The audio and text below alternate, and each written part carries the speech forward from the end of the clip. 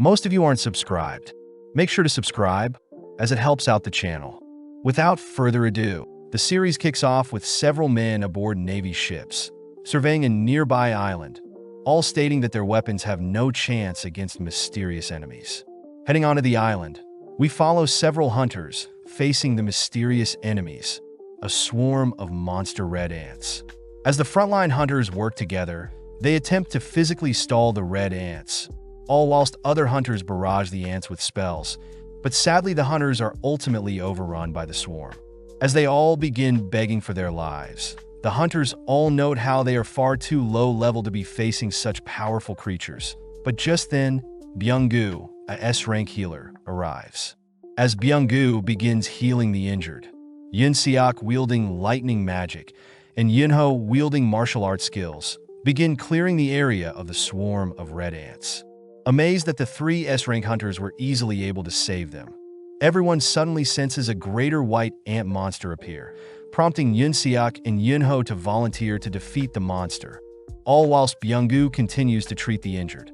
With both S-rank adventurers dashing towards the white ant, Yunho chooses to wrestle with the creature, giving Yun-seok enough time to prepare a powerful lightning spell, perfectly striking the white ant from behind.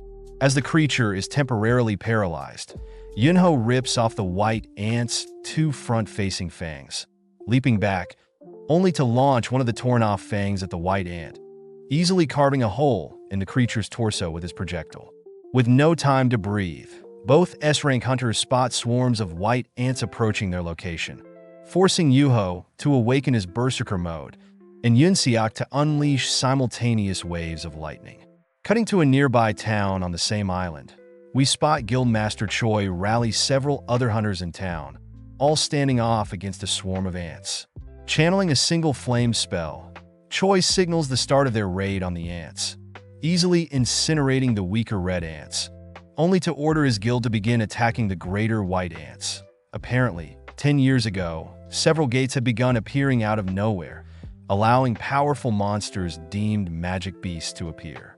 Seeing as conventional military weapons were useless against these magic beasts, it was discovered that humans began awakening with powers and skills that could rival the appearance of these magic beasts. These people were called hunters. Once a hunter had awakened, they would be given a rank from rank S to rank E, and sadly, once someone has awakened, there would be no way of improving one's rank no matter how hard they trained.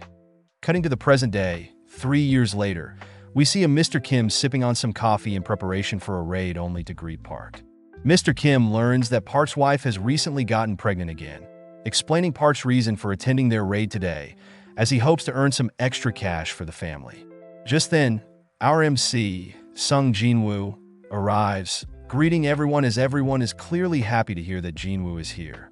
Seeing the attention Jinwoo is getting, Park asks Mr. Kim if Jinwoo is absurdly strong. But Mr. Kim corrects Park, stating that Jinwoo had been deemed the weakest adventurer ever to be discovered. And the reason everyone is happy is because they know any raid Jinwoo partakes in will be easy for them. Cutting over to Jinwoo, we see him holding the sadness from overhearing Mr. Kim and Park gossip about his weak status, but suddenly bumps into Juhee, happy to be working with her again. Cutting Jinwoo off, Juhee demands to know why Jinwoo is so covered in scars. But as they sit down, Juhee helplessly listens as Jinwoo recounts his latest raid on an E-rank dungeon, blaming himself for not being strong enough to avoid being hurt. Before Juhee can say anything, they are both called to have a group meeting. Introducing himself as Song Cheol, Song states that he will be leading their raid, since he is the most highly ranked out of their party. With the meeting over, everyone begins making their way over to a portal, all heading in one by one, leaving only Jinwoo left. Taking out a blade he was barely able to afford, Jinwoo takes a deep breath, gripping his blade tight, only to head through the portal. Elsewhere, we follow an old man, Go Gun-hee, chatting with one of his employees, mentioning how the items collected upon slaying magic beasts are known as essence stones. Cutting back to Jinwoo, we see that he has managed to slay a magic beast by himself, acquiring an essence stone, but is caught off guard when a goblin sneaks up on him. Able to dodge the goblin's advances, Jinwoo goes in for a strike, but his blade shatters upon impact, leaving Jinwoo wide open for the goblin to stab him. Seeing Jinwoo in trouble, Park runs over to slay the goblin, heading back to help the rest of the group with other monsters. All whilst Juhee is forced to stop Jinwoo from bleeding out. As Jinwoo lies on the floor, he admires Song's magnificent skills, but just then we cut back to Go Gunny talking more about the uses of essence stones. Go Gunny states that stones acquired from slaying magic beasts allow powerful weapons to be crafted, but similar things can be done to mana crystals collected from dungeon raids. Most importantly, Go Gunny states that the government is attempting to harvest energy from these mana and essence crystals, hopefully discovering a brand new way of acquiring energy. Back with Jinwoo, we see that his party had managed to deal with the swarm of monsters and the dungeon's boss, but Jinwoo notices Juhee's serious look. Juhee states that she is seriously worried for Jinwoo, not wanting him to push himself into dangerous situations. Just then, one of their party members points out that there is a tunnel that leads somewhere, catching everyone's attention as they suspect that this may be a double dungeon. Since the party wasn't able to acquire that much loot from their current dungeon, several people reason that they should be able to acquire extra loot, but the group leader Song wants to make sure everyone is on board. Upon taking a vote, Song counts 6 votes for continuing into the second dungeon and 6 votes against, leading only Jinwoo's vote. Thinking about his current situation, Jinwoo reveals that his father had gone missing, his mother is currently hospitalized, and his sister is about to enter college soon. Since he is the only one that can work, Jinwoo votes for entering the second dungeon. Cutting to Guild Master Choi in his massive building, we see him mentioning a hunter by the name of Cha Hae-in. But just then, right outside his building, we see 2 thieves steal a lady's handbag, fleeing on a motorcycle. Before the thieves can escape, Cha Hae-in appears, easily retrieving the stolen bag, only to leap away to avoid being swarmed, having become famous from being a S-rank hunter. Back with Jinwoo and his party, we see him apologizing to Juhee, always thankful for a B-rank hunter like Juhee being there for him, but sees that Juhee is clearly mad at Jinwoo for voting to explore the dungeons. Since dungeons close after a dungeon's boss is defeated, the party note how they have around 20 minutes to spare, but Juhee is pissed that Jinwoo is always putting his life in danger. But to make up for it, she demands Jinwoo take her out for a meal, as a thanks for always taking care of him. Just then, the gang encounter a huge set of intimidating doors, but holding back their fear, they venture onwards. As they enter a massive room, they notice the room automatically light up, spotting various statues littered around the edge of the room. Seeing a massive statue in particular, everyone begins wondering what the challenge of this dungeon could be. But as they begin inspecting the room more, they stumble upon some writing in the room.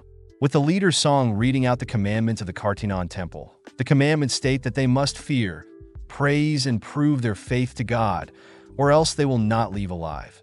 Just then, the room's doors slam shut, prompting one of their group members to get freaked out, stating that they will personally be leaving.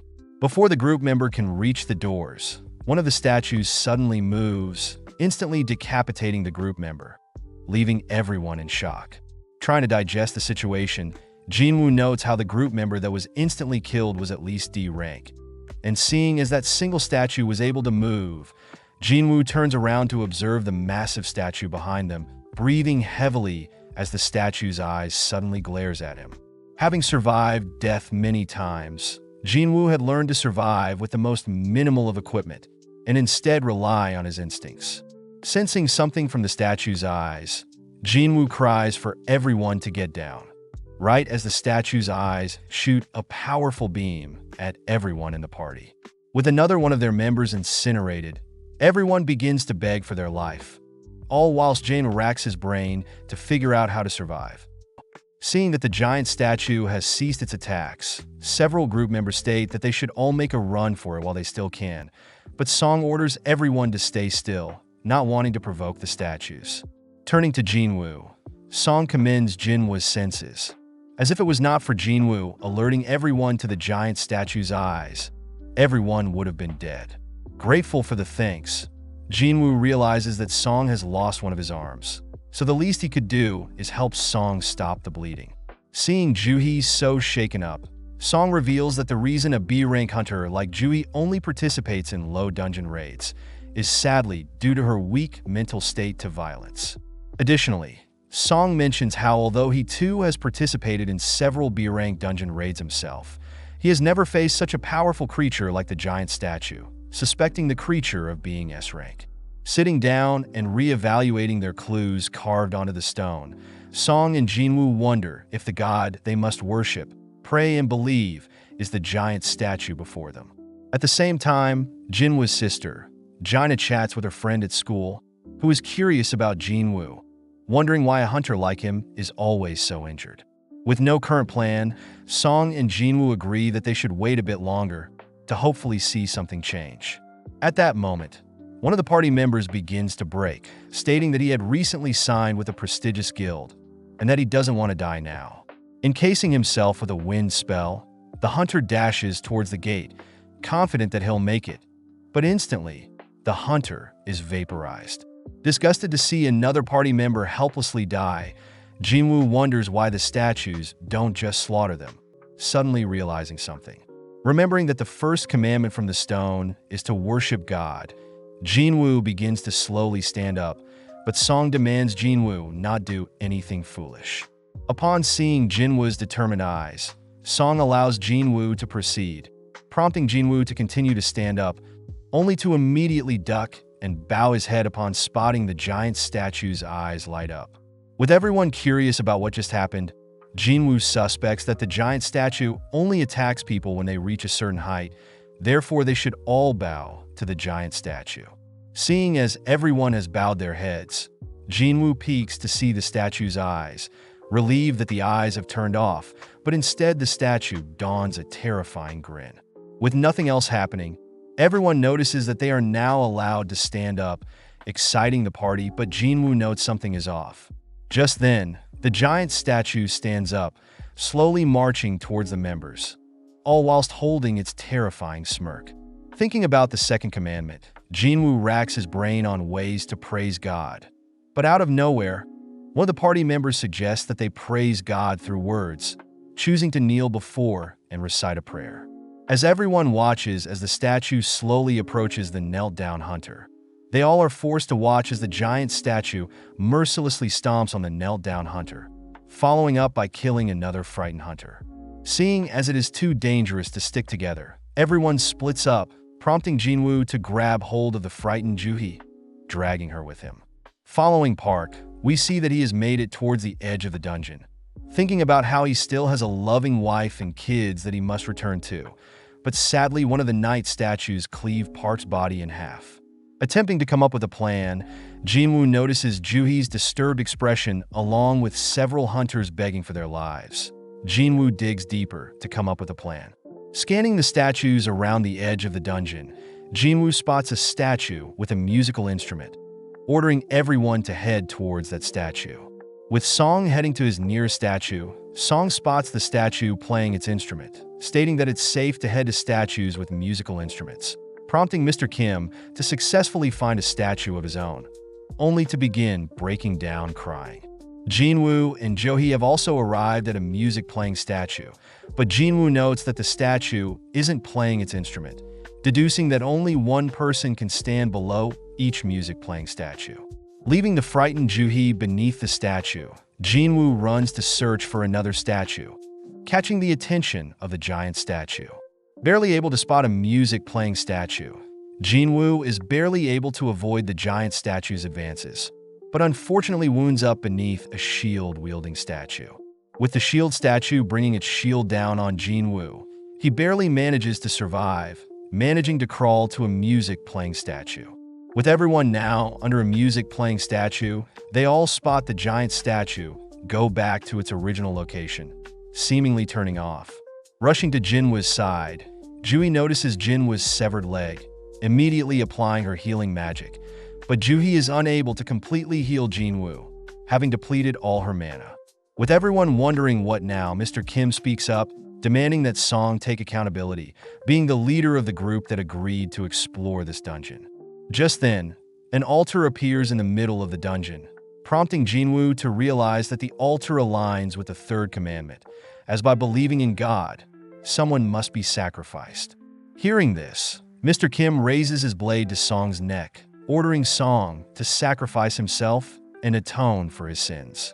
With Song agreeing, Jinwoo thinks about how this is wrong, as everyone voted and agreed as a group, but when Song enters the vicinity of the altar, an orange flame appears. Curious as to the reason for this, Jinwoo asks 2 other party members to help him enter the altar's domain, prompting 3 more orange flames to appear. With Jinwoo attempting to figure out what is happening, Song reminds Jinwoo that today is the 7th day of their dungeon raid, meaning if they wait any longer to defeat this dungeon, the dungeon itself will open. This is referred to as a dungeon break, as the dungeon will act as a portal between the human world and the monsters.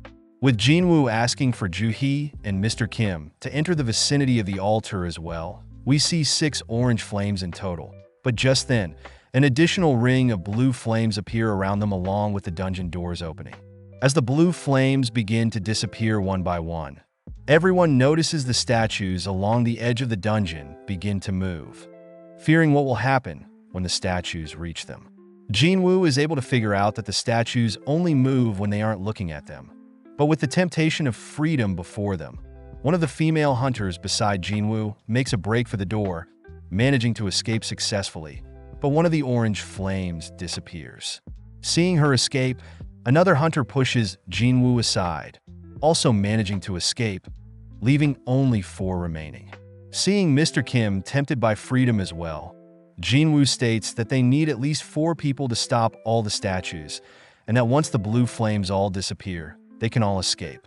Sadly, Mr. Kim apologizes in tears, stating that they can't be certain that they can escape, only to escape out of the dungeon himself. Knowing that they will all die soon, Song asks that Joo-hee and Jinwoo leave him, as they need at least 1 person in the vicinity of the altar to keep the door open. As Joo-hee attempts to move, Joo-hee falls to her knees, as her fatigue has finally kicked in. With no other choice, Song and Jinwoo agree that Jinwoo will stay behind, unable to move himself, and Song will carry Joo-hee to safety. When Joo-hee offers to stay behind, Jinwoo states that she must live, handing her the essence stone he obtained, only for Song to knock Joo-hee unconscious, carrying her on his shoulder, only to leave the dungeon. With Jinwoo alone, he attempts to stand off against the swarm of statues, but instead is brutally flung around, ultimately falling onto the center of the altar, bleeding out. As the statues puncture his body with their weapons, Jinwoo cries out that he has a family as well, demanding for a second chance. As everything goes black, a sudden system terminal pops up, stating that Jinwoo has completed the secret quest, Courage of the Weak. The system terminal asks if Jinwoo wants to be given the player status, reminding Jinwoo that his heart will stop in 0.02 seconds, prompting Jinwoo to accept the offer. With his life flashing before his eyes upon accepting the player title, Jinwoo suddenly wakes up in a hospital bed, realizing that his arm is completely fine. Fearing that his leg may still be missing, Jinwoo is pleasantly surprised to see that his leg has also healed, along with the various stab wounds he endured from the statues. Wondering if everything he went through was simply a dream, Jinwoo is interrupted by 2 men from the Hunters Association surveillance team, Woo Jinchul and Kong Taeshik. Sitting down to have a chat, Jinchul tells Jinwoo that he's been asleep for 3 days, but Jinwoo is more concerned about Song and Joo-hee. Jinchul unfortunately reveals that due to Song's arm being severed, he'll most likely have to retire from being a hunter. As for Joo-hee, she seems to be traumatized, currently undergoing psychiatric care, meaning her role as a hunter is currently on hold. Jinchul calmly repeats to Jinwoo that out of all the party members that entered the double dungeon, only 6 were able to make it out alive, but Jinchul does mention something peculiar. Apparently, when he along with several members of the White Tiger Guild went to rescue Jinwoo's party, they only ended up discovering Jinwoo's unconscious body, and no temple nor statues. Shocked to hear this, Jinwoo is unable to fathom what he just heard, but Jinchul reassures Jinwoo that he has no reason to suspect anything malicious went on, trusting Jinwoo and his members' words. Out of nowhere, Jinchul gets serious, asking if Jinwoo experienced a double awakening. Since it's quite well known that hunters once awakened can never improve their stats no matter how hard they train, but there have been rare cases in the past where hunters have awakened a second time, allowing the same hunters to reach the S rank. Having brought a mana measuring device, Jinchul asks Jinwoo to place his hand on the device to re-evaluate Jinwoo's current mana level. Since Jinchul heard that the statues in the dungeon were S rank and above, Jinchul deduces that the only way Jinwoo could have possibly survived was to be S rank or greater. Sadly, the reading on the device reveals that Jinwoo's mana level is still at 10, meaning Jinwoo is still an E rank hunter. As Jinchul and Taeshik leave, Jinwoo lies back in bed, trying to digest what is going on, but suddenly Jinwoo notices a system terminal pop up with several unread messages. Recognizing the terminal as the one he saw before he was forced to accept the player title, Jinwoo pokes at it, noting how it is not a physical terminal.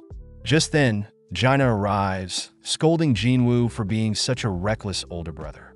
Seeing Jaina in front of him, Jinwoo can't help but smile, happy to see his little sis. But this annoys Jaina, who states that she'll drop out of school and go job hunting if it means Jinwoo will stop having to risk his life as a hunter.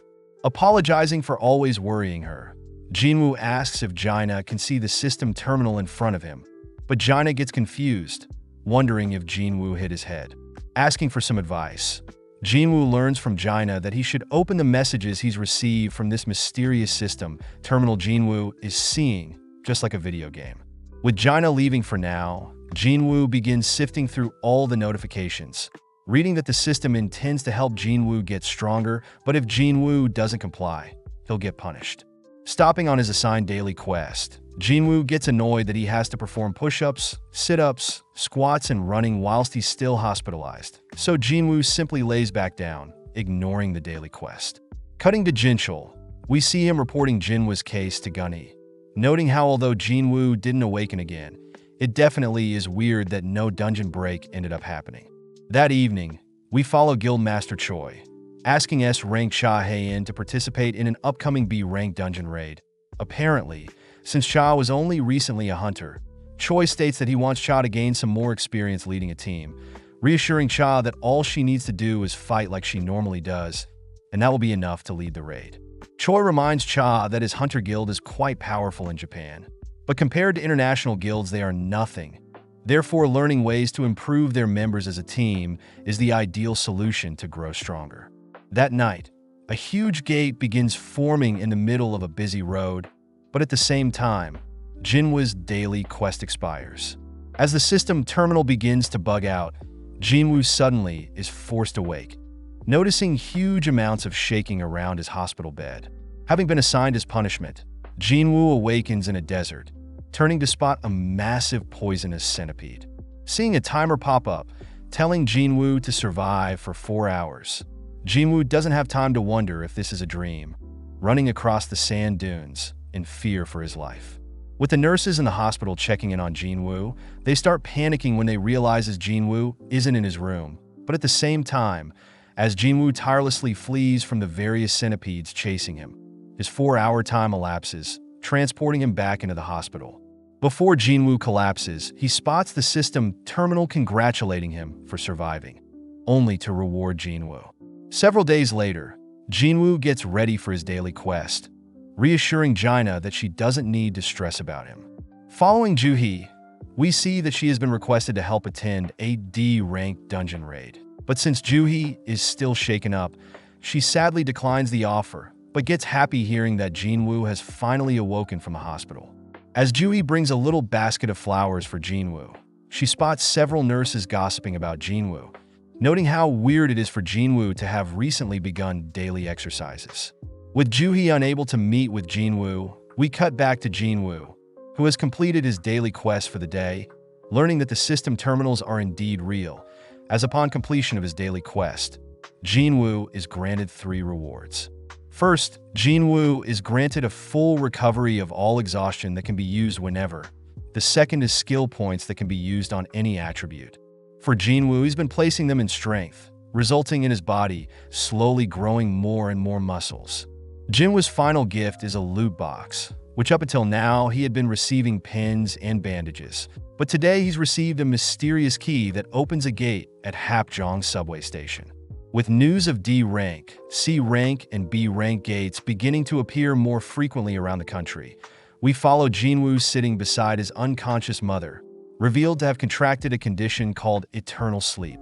Apparently 4 years ago, Jinwoo's mother had entered the final stages of the disease, and sadly the only thing doctors can do is keep Jinwoo's mother on life support. Working through his daily quests, Jinwoo begins thinking back on his life, having expected to afford treatment for his mother when he first became a hunter. But as Jinwoo began joining raids, he realized that he was unable to fend for himself. But now with this opportunity to grow stronger, Jinwoo places most of his skill points into strength, heading to Hapjeong Station to enter the special gate. Having brought a weapon for safety, Jinwoo takes out the dungeon key, unlocking the dungeon, and is notified that he has entered an instance dungeon. Slowly descending the station, Jinwoo realizes that he is in a separate dimension, and that the only way to escape is to defeat the boss, or to use a teleportation stone. With no other choice but to continue deeper into the dungeon, Jinwoo arms himself with a blade, only to be stopped by 3 goblins. Not wanting to lose to these pathetic creatures, Jinwoo clashes with the 3 creatures, managing to impale one of the goblins. Feeling a surge of confidence rush over him, Jinwoo follows up, but slaying the remaining 2, happy to see that he has grown stronger. Out of nowhere, Jinwoo senses a powerful creature approaching from behind, managing to block the beast's advances, but unfortunately his blade shatters. Realizing the steel-fanged Lycan beast is far stronger than the goblins he just faced, Jinwoo begins to cower in fear. As the Lycan begins rushing Jinwoo gets pissed at his weak self, helplessly watching as the beast pounces on him. Mustering up the courage to move, Jinwoo leaps as far as he can from the Lycan, surprisingly flipping multiple times through the air. Catching himself in a handstand, Jinwoo pushes off with his arms, noting how light his body feels as he leaps over the Lycan. As the Lycan begins dashing towards Jinwoo steals his resolve, gripping his fist as hard as he can, only to launch his fist at the Lycan.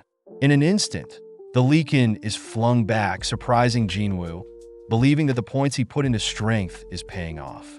Sadly, the Lycan simply gets back up, making Jinwoo aware that it's still far stronger than Jinwoo.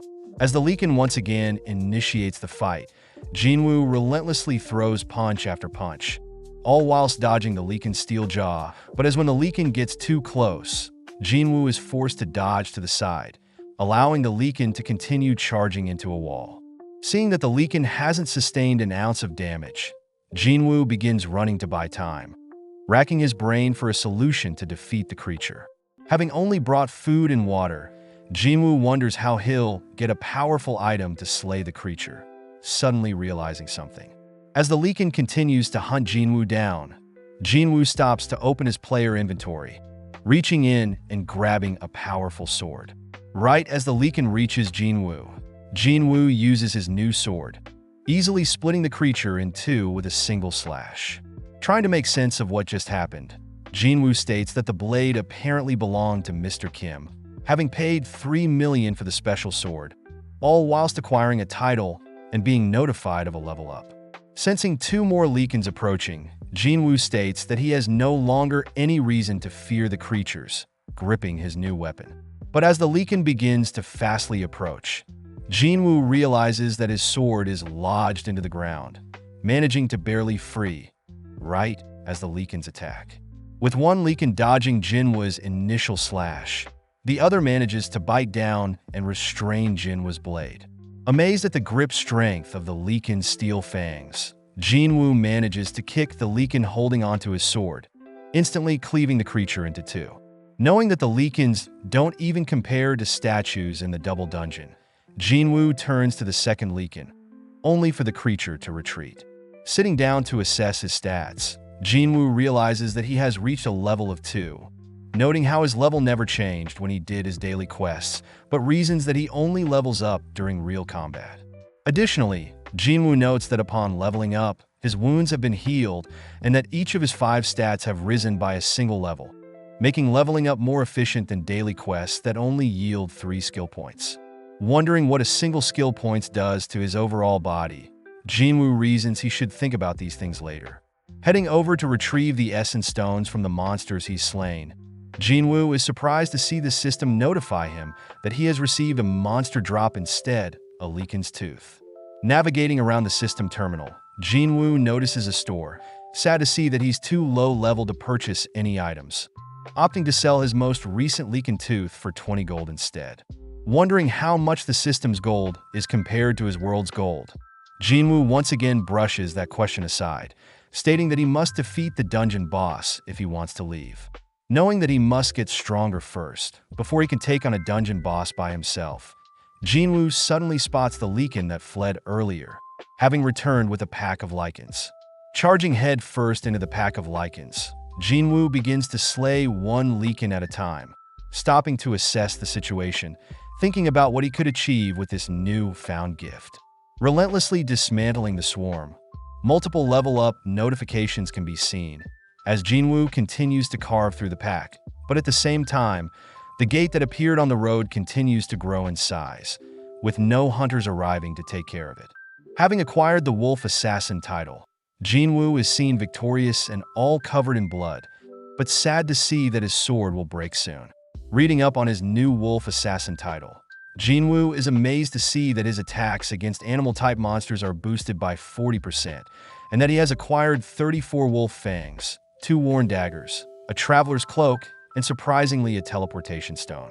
Wondering if he should use the teleportation stone to leave, Jinwoo wonders if he'll ever get another one of these instance dungeons again, reasoning that it can't hurt to explore the dungeon a little more.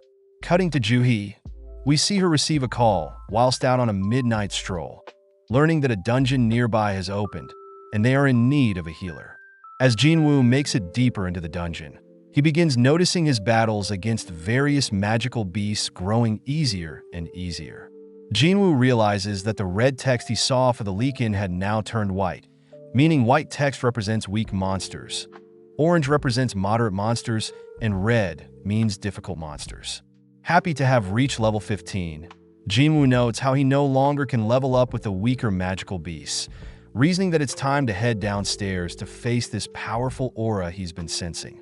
Upon reaching the bottom of the stairs, Jinwoo is weirded out by the decrepit station, but out of nowhere an attack suddenly sends Jinwoo flying against the wall, barely able to block the attack, but the attack instantly shatters his sword.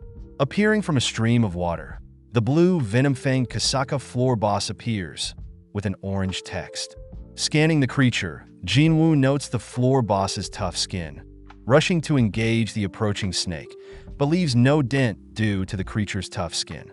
Circling around, the floor boss begins chasing Jinwoo through the station, helplessly body slammed into the stream of water, only to barely survive the creature's entrapment in the water.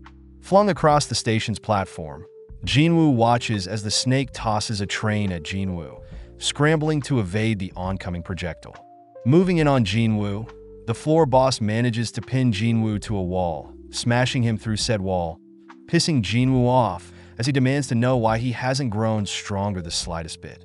Knowing that no one will come to save him, Jinwoo is smashed into the station ceiling, falling onto the ground, but Jinwoo has clearly had enough.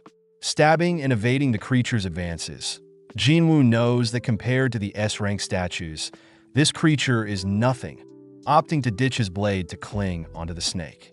Choosing to bet on his raw strength, Jinwoo begins tightening his grip around the snake's neck, watching as the snake squirms and flails around, only to collapse.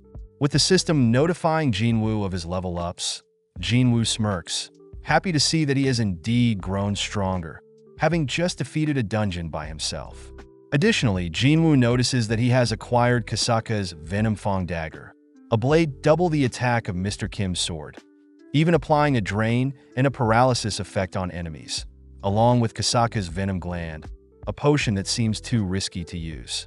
Just then, the system notifies Jinwoo of his completion of the dungeon, reverting the station back to normal, prompting Jinwoo to exit from where he came from. Upon reaching the exit, Jinwoo finds it weird that no one is around, but he suddenly hears a military officer call out. Demanding to know why Jinwoo just appeared out of the station, the officer apologizes upon learning that Jinwoo is a hunter, guiding Jinwoo to a dungeon break nearby. Apparently, the dispatch hunters were able to clean up most monsters, leaving only the dungeon boss, which Jinwoo can sense with his new level. Upon arriving on the scene, Jinwoo is able to sense that there are 8 E-rank hunters and 2 D-rank hunters, all struggling to break through the dungeon boss's defense.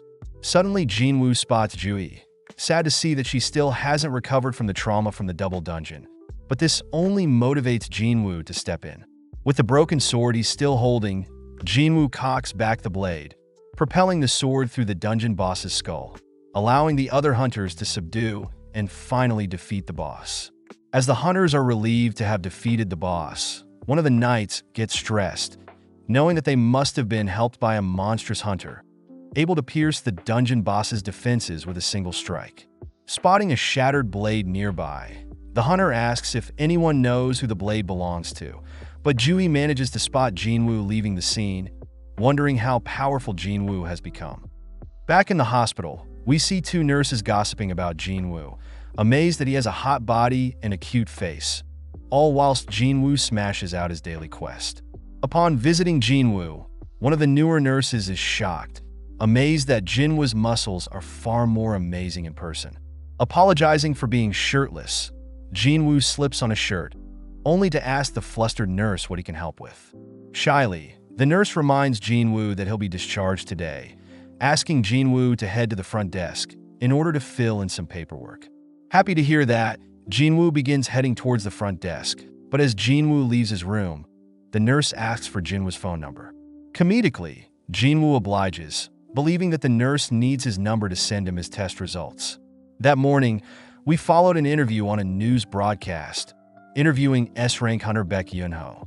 The interviewer remarks that Yunho is one of 7 S-rank hunters in the country, asking what it must be like for hunters to hone their skills and to put their lives on the line when exploring dungeons. Pleased by the question, Yunho states that the sole existence of a hunter is to explore and train, relating back to a time when he was a firefighter and that he needed to master the craft in order to ensure no one gets hurt. At the same time, we see Jaina impressed by Yuho on the television, but seeing as she'll be late for school, she begins rushing out of her apartment. Running into Jinwoo, Jinwoo reminds Jaina to be careful on her way to school, but having not seen Jinwoo in a while, Jaina asks Jinwoo if he's been working out. Walking towards Jinwoo, Jaina is shocked to see Jinwoo has also grown taller, which Jinwoo didn't notice. Before Jaina leaves, Jinwoo forces Jaina to take an umbrella, wishing her a safe trip. Checking his daily quests, Jinwoo notes that he'll finish his required 10-kilometer run later today. Checking out his own body, Jinwoo speculates that if he continues to put his points into strength, he'll probably become a bodybuilder. Knowing that he still has 12 skill points to use, Jinwoo notes how he should play some agility, thinking that vitality and perception could be helpful as well. But as for intelligence, Jinwoo wonders when he would have to use magic. Placing his points into strength, agility, and perception, Jinwoo suddenly gets a call from his landlord, realizing that he needs to pay this month's rent. Promising to pay soon, Jinwoo begins searching for dungeon raids he can join in on, noting how he has to raid higher-ranked dungeons to earn more money. Jinwoo thinks his ability to endlessly grow seems like a skill that no one has ever heard of. Therefore, Jinwoo states that he better keep this cheat skill a secret until he can at least grow stronger. Spotting an enticing raid, Jinwoo jogs to his destination, finishing the 10 kilometers along with meeting up with his raid party. Greeting Hwang Dong-suk, some of Dong-suk's members recognize Jinwoo, yelling that Jinwoo is known as the weakest hunter in the world, but Dong-suk asks Jinwoo to ignore them, apologizing for their rude remarks. Going over the rules, Dong-suk states that they'll be raiding a C-rank dungeon and they need a minimum of 8 hunters, with half needing to be at least C-rank. Dong-suk states that Jinwoo's role is to solely fill a slot, promising Jinwoo to still pay him 2 million for participating, prompting Jinwoo to scan the other hunters, noting how there are 4 C ranks and 2 D ranks. Dong-suk asks Jinwoo to help carry a bag filled with food, spare clothing, gear, and med kits, but Jinwoo realizes that their party doesn't have a healer, learning that since it's hard for independent raids to acquire a healer. Sensing something suspicious about this amazing opportunity, Jinwoo agrees to sign a contract, but suddenly spots Yu Jinho, a 21-year-old D-rank hunter.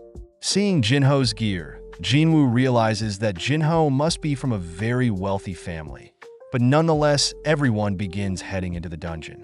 Upon confirming that the dungeon is C rank, the party heads through the portal, prompting Kyuwon to light up the dark dungeon with some light magic. As the party begins heading through the dungeon's cave, they all note how there are no glow stones, rocks that faintly light up dungeons, which are different from essence stones from monster drops and mana stones that people normally mine. With several minutes passing, the party gets weirded out, wondering why they have yet to run into any magical beasts. Running into a location filled with holes, everyone begins sensing a strange aura approaching, all beginning to brace for whatever is to come. Racking his brain for what the enemies could be, Jinwoo deduces that they are up against insect-type monsters, alerting everyone that the creatures are approaching from above. With Dong-suk activating his taunt skill, Dong-suk draws the attention of all the insects, ordering his men to protect Kyunwon, who begins channeling a fire spell. With several seconds passing, Kyunwon manages to unleash the powerful fire spell, giving the rest of the party courage to slaughter the insects. Seeing Dong-suk and his men slay the ants, Jinwoo praises the hunter's coordination, but still notes something strange about the situation. Turning to Jinho, Jinwoo notes how his expensive gear is keeping Jinho alive, but as Dong-suk and his members finish up the insects, he thanks Jinwoo for alerting them to the attack. As Dong-suk and his men inspect the bodies of the insects, they realize that the insects have bite marks that imply a greater monster must have terrorized the insects prior, but Jinwoo spots Dong-suk acting strange, warning Jinho to be wary of the others. As everyone continues deeper into the dungeons, Jinwoo begins thinking about the conditions of this raid, finding it weird that Dong-suk's independent party seems quite strong, but refuses to accept healers and has a reputation of recruiting strangers for every dungeon raid. Finally, encountering a web-filled section of the dungeon, Dong-suk begins carving through the webs, prompting Kyunwon to light up the dark tunnel, revealing a massive pile of mana crystals. Seeing the tons of mana crystals, Dong-suk states that he's hit gold, estimating the mana crystals total around 1 billion, wanting to use the money to catch up to his younger brother. Realizing something, Jinho asks to see Jinwoo's contract, confronting Dong-suk as Jinho had realized that Jinwoo's contract had specified that Jinwoo won't be getting any drops from mana crystals and only monster drops. Changing the topic, Dong-suk promises to pay Jinwoo properly, but first they need to mine the mana crystals before defeating the giant spider dungeon boss. Asking his men to grab mining equipment, Dong-suk hears his men apologize for forgetting the mining tools elsewhere in the dungeon. Scolding his men for being so forgetful, Dong-suk asks Jinwoo and Jinho to stay and watch the dungeon boss, ignoring Jinwoo's concerns, as Dong-suk states that they should trust his orders. As Dong-suk and his men leave, Jinwoo finally places the pieces together, knowing that Dong-suk and his men total to 6, exactly 2 men below an 8-party raid. Additionally, since Dong-suk has raided other C-rank dungeons before, it's strange for Dong-suk to recruit strangers.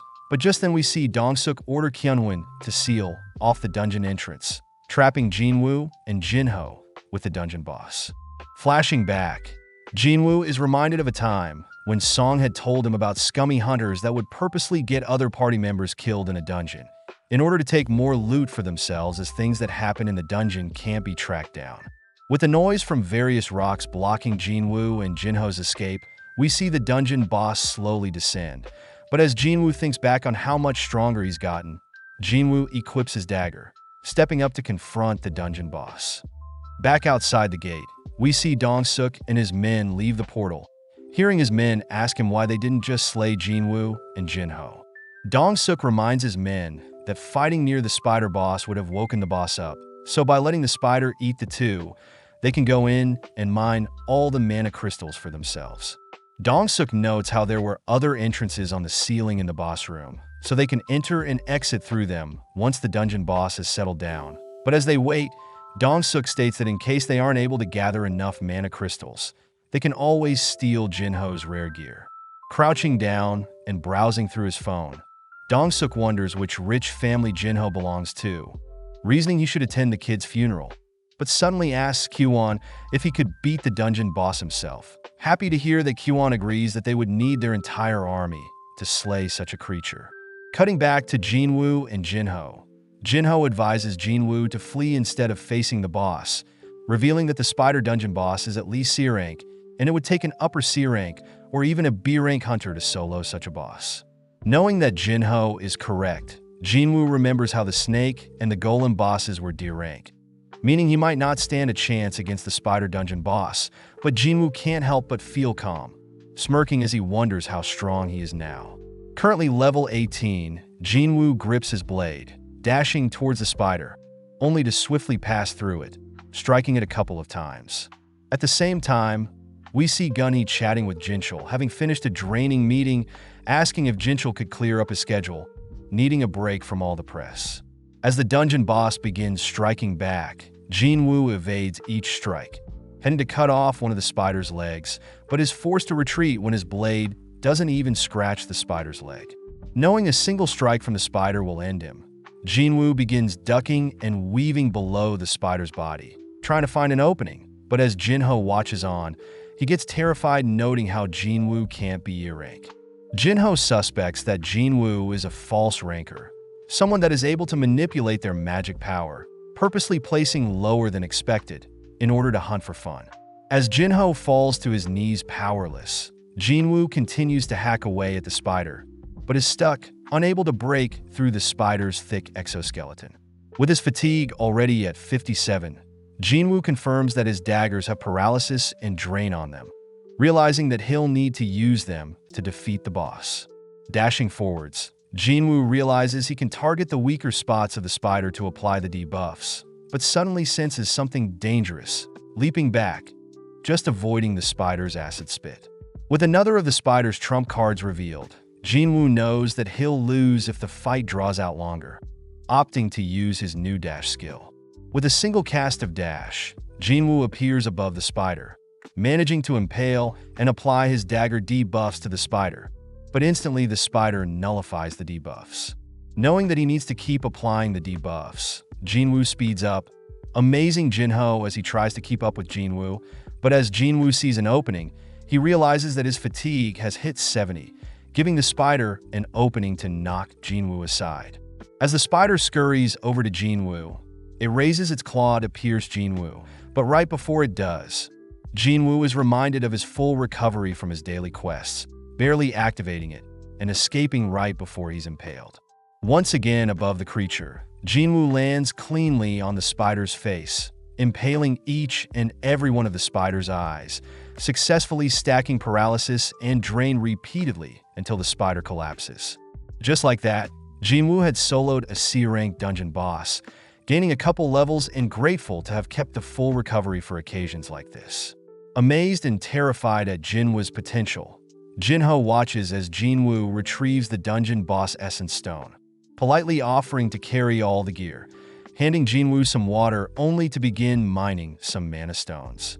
Weirded out by Jinho's sudden change in attitude, Jinwoo spots Dong-suk and his party arriving in the boss room through an entrance in the ceiling, all wondering who defeated the dungeon boss. At the same time, we see Gunhee and Jinchul sparring, with Gunhee nonchalantly parrying and blocking each of Jinchul's strikes, only to land a powerful punch on Jinchul. Checking to see if Jinchul is okay, Gunhee thanks Jinchul, as he needed to relieve some stress, reminding Jinchul that relying solely on one's hunter's skills is foolish, as it's important to hone one's mind and body normally. Back with Jinwoo, we see Dong-suk and his men confirm that the spider boss had been defeated, revealing that they know Jinho is the son of Yu Myung-han, the head of the Eugene Construction Company. Curious as to why Dong-suk is mentioning that now, Jinho is horrified to hear Dong-suk offer him to join them, asking Jinho to kill Jinwoo. Dong-suk reasons that if Jinho was the one that soloed the dungeon boss, then it must mean that Jinho's gear has special enchantments that even Dong-suk and his party may have trouble with. Seeing Jinho hesitate, Dong-suk states that he can either accept his offer, or he can die here with Jinwoo. Seeing Jinho slowly approach Jinwood, Dong-suk is happy to see Jinho is choosing to slay Jinwoo, but is shocked when Jinho has decided to fight alongside Jinwoo. With no other choice, Dong-suk and his men begin slowly approaching Jinwoo and Jinho, asking if they have ever slayed another human before, but just then, Jinwoo gets an urgent quest, ordering Jinwoo to slay the 6 entities with immense bloodlust, or else Jinwoo will receive a punishment. As Kwon fires a spell at Jinwoo, We cut to Heejin meeting up with some friends, heading to a cafe to catch up. Heejin notes how she, along with other White Tiger Guild members, are doing nothing noteworthy, asking Gina about her training with Cha, as they are both Hunter Guild members. Gina states that Cha is beyond this world, easily defeating A-rank monsters that would normally be quite hard for her. Even Kahun, the leader of her party, was amazed, but Gina asks if Chul, the leader of Jinny's party, is any good. As the girls gossip about the suspiciously high death rates in dungeon raids recently, we cut back to Jinwoo, barely alive from the projectile Q-on had landed on him. Reminded of the betrayal he felt at other humans, Jinwoo wonders if the urgent quest is the system's way of helping him, prompting Jinwoo to slowly get up, trudging over to Dong-suk and his men. Seeing Jinwoo pathetically waddle towards them, Dong-suk and his men feel sorry for Jinwoo, but suddenly see Jinwoo acting possessed. Having heard enough, one of Dong-suk's men, Juntae, leans on Jinwoo, mocking Jinwoo's pathetic act, but Jinwoo silences Juntae, conjuring his dagger, only decapitating Juntae with a single slash. Horrified, Dong-suk notes how Juntae was a D rank, but Jinwoo only thinks about how he must kill these men in order to survive. As three of Dong-suk's men rush and fire projectiles at Jinwoo, Jinwoo instantly impales two of the attackers, applying paralysis and drain to both men, following up by cutting down the third man, only to slay Q-on as well. With only Dong-suk left, Dong-suk immediately casts reinforcement, deducing that Jinwoo's dagger has special debuffs, stating that his fortified body should now withstand Jinwoo's dagger. Sadly, Jinwoo simply dashes in close, grabbing and slamming Dong-suk's head into the ground. Completely defeated, Dong-suk begs for his life, offering to pay Jinwoo any amount of money he wants, but Jinwoo reminds Dong-suk that he tried to kill him 3 times. Pissed at Jinwoo's attitude, Dong-suk cries that his brother is very strong, but Jinwoo ignores his cries, decapitating Dong-suk and finishing up his urgent quest. As the dungeon begins to close, Jinwoo and Jinho report their raid to Association Worker. But as Jinho fills the lady in on everything, Jinwoo checks out his rewards for completing the sudden quest, shocked to be given the skill Murderous Intent, a skill that weakens all abilities of the enemy. Having lied to the lady, Jinho is forced to claim all the glory, but as the lady leaves, Jinwoo states that he's happy to have given Gina an umbrella, all whilst we cut to Dong-suk's younger brother, staring off into the distance. Cutting to Jinchul, we see him receive a report on the recent dungeon raid, where Dong-suk and his men were killed, but the C-rank dungeon was still completed. Jinchul hears that Jinho was carrying very expensive gear, reasoning that it was Jinho that took care of the boss, but is surprised to hear Jinwoo was also a part of the raid, realizing that Dong-suk's younger brother, Hwang Dong-soo, may show up. Back with Jinwoo, we see him arriving home, exciting Gina as he's brought fried chicken home.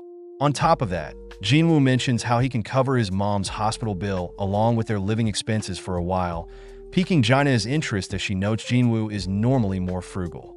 As the two sit down to munch on the fried chicken, Gina asks about Jinwoo's recent raid, believing that it must have been pretty easy with other higher rank hunters. Thinking back on the raid, Jinwoo notes how he was quite cold back there, easily able to dismantle a whole group of humans, wondering if the system is changing him for the better. With Gina calling out to Jinwoo, Jinwoo apologizes for zoning out, knowing that if he's forced to go through such a traumatic event again, he won't hesitate, as he needs to get stronger to protect his family. As Jinwoo cracks open and sips a beer, a system terminal pops up, stating that it has detected a toxic chemical entering Jinwoo's body, instantly removing it after a few seconds. Amazed, Jinwoo chugs the rest of his beer, heading to his room, but teases Gina for eating too much. Now alone, Jinwoo experiments with a few more beers, impressed that he's not getting drunk at all, but realizes that it's a reward from surviving the double dungeon. Health and longevity buff allows immunity to all toxins along with improved regeneration capacity, which explains why Jinwoo's limbs came back after reviving as a player. As Jinwoo rests for the day, Gina notifies Jinwoo that a man by the name of Jinho is asking to meet with Jinwoo. But before Jinwoo leaves, Gina scolds Jinwoo for drinking too much, which Jinwoo reassures Gina that he's perfectly fine. Meeting up at a nearby cafe, Jinho thanks Jinwoo again for saving his life, which Jinwoo says is fine, happy to have received a good chunk of the essence stones to sell.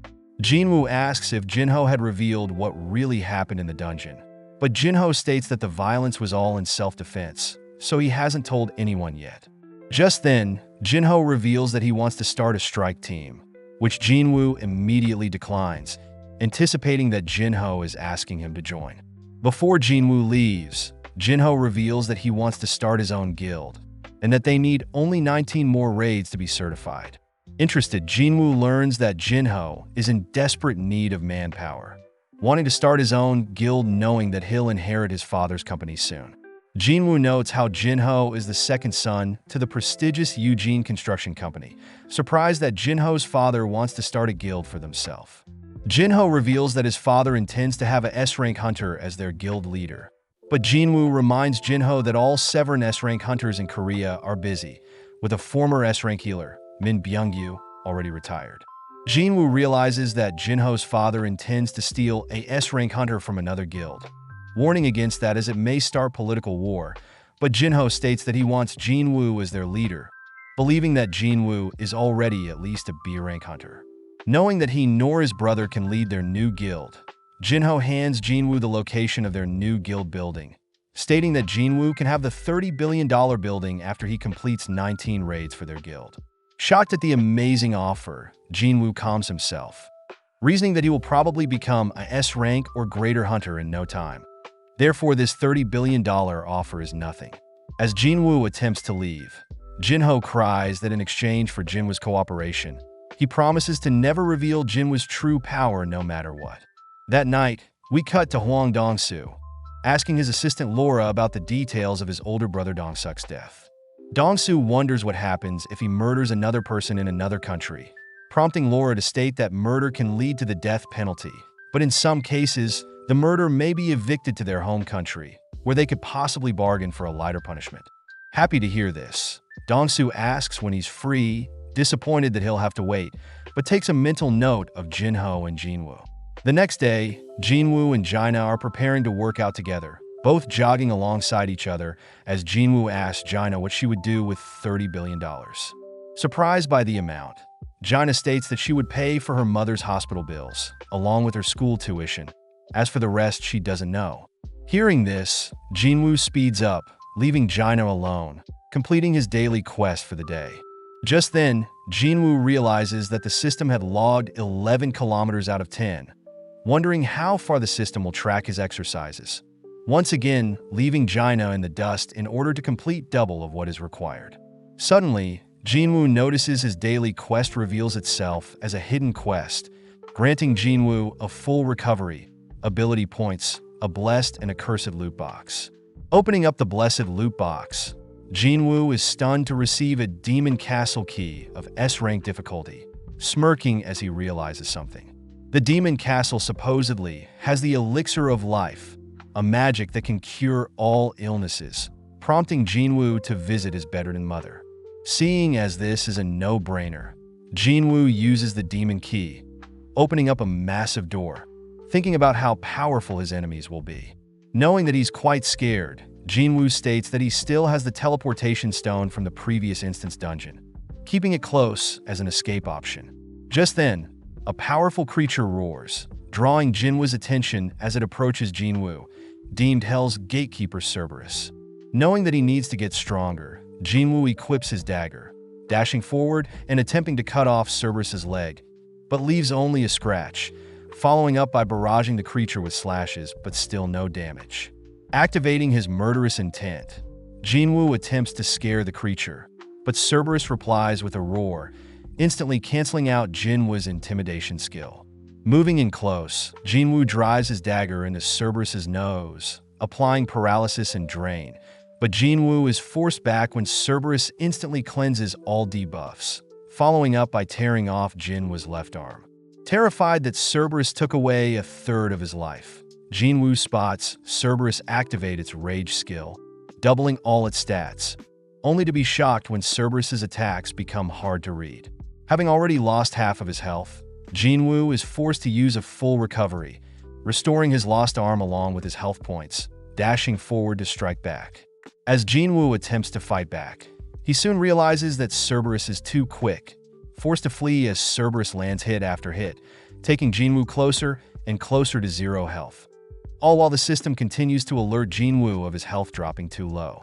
Knowing that he should leave, Jinwoo takes out the teleportation stone, but before he can use it, Cerberus appears, knocking Jinwoo back and separating him from the teleportation stone. Now forced to hide, Jinwoo remembers the system's shop, purchasing 3 health potions that heal 100 health points each. Looking through his inventory, Jinwoo spots the venom drop from defeating the snake in the instance dungeon. Drinking the potion knowing that any debuffs will be instantly removed, leaving only the potion's 20% physical boost. Just then Cerberus appears, forcing Jinwoo out from hiding. But Jinwoo notes how Cerberus's rage skill has expired. As Jinwoo attempts to move in close with his dagger, Jinwoo is sadly caught by the jaws of Cerberus, dropping below 1,000 health points, but Jinwoo finally is close enough. Gripping his dagger, Jinwoo repeatedly punctures Cerberus's eye with his blade, ultimately forcing Cerberus to drop dead, relinquishing Jinwoo as his newly acquired levels heal him. Checking out his monster drops, Jinwoo spots a demon castle door key, an item that he can access along with a fraction of the materials needed to craft the elixir of life. Knowing that he'll surely die if he enters the demon castle now, Jinwoo sets a goal of getting stronger first, before he returns to complete the elixir of life. Returning to his mother's side, Jinwoo can't help but be fixated on the elixir of life, wondering if this is the answer he's been looking for to awake his mother from her slumber. Knowing that he can only find and craft the elixir in the demon castle, Jinwoo knows that he is too weak at his current state, promising to get stronger. Cutting to a nearby cafe, Jinwoo agrees to help Jinho with completing 19 dungeon raids, but Jinwoo states that he only agrees if Jinho and himself are to raid the dungeons. Completely stunned by Jinwoo's conditions, Jinho reminds Jinwoo that they'll be raiding C-rank dungeons and that they need a minimum of 8 people per dungeon raid. Jinwoo simply says Jinho can find randoms that will fill in the positions, just like what Dong-suk did, but Jinho is worried that himself and Jinwoo are still too weak. Jinwoo states that by having only himself and Jinho enter the dungeons, they can guarantee that no one else gets injured, and plus having a clean record after 19 dungeon raids will surely impress Jinho's father, inspiring Jinho to agree to Jinwoo's conditions.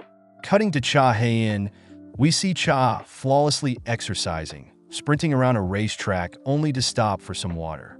As Cha cools off with some stretches, she calls out to the mysterious man that has been watching her, impressing the man as he hands Cha a business card belonging to Eugene Construction Company, Yoonbyeom Gil.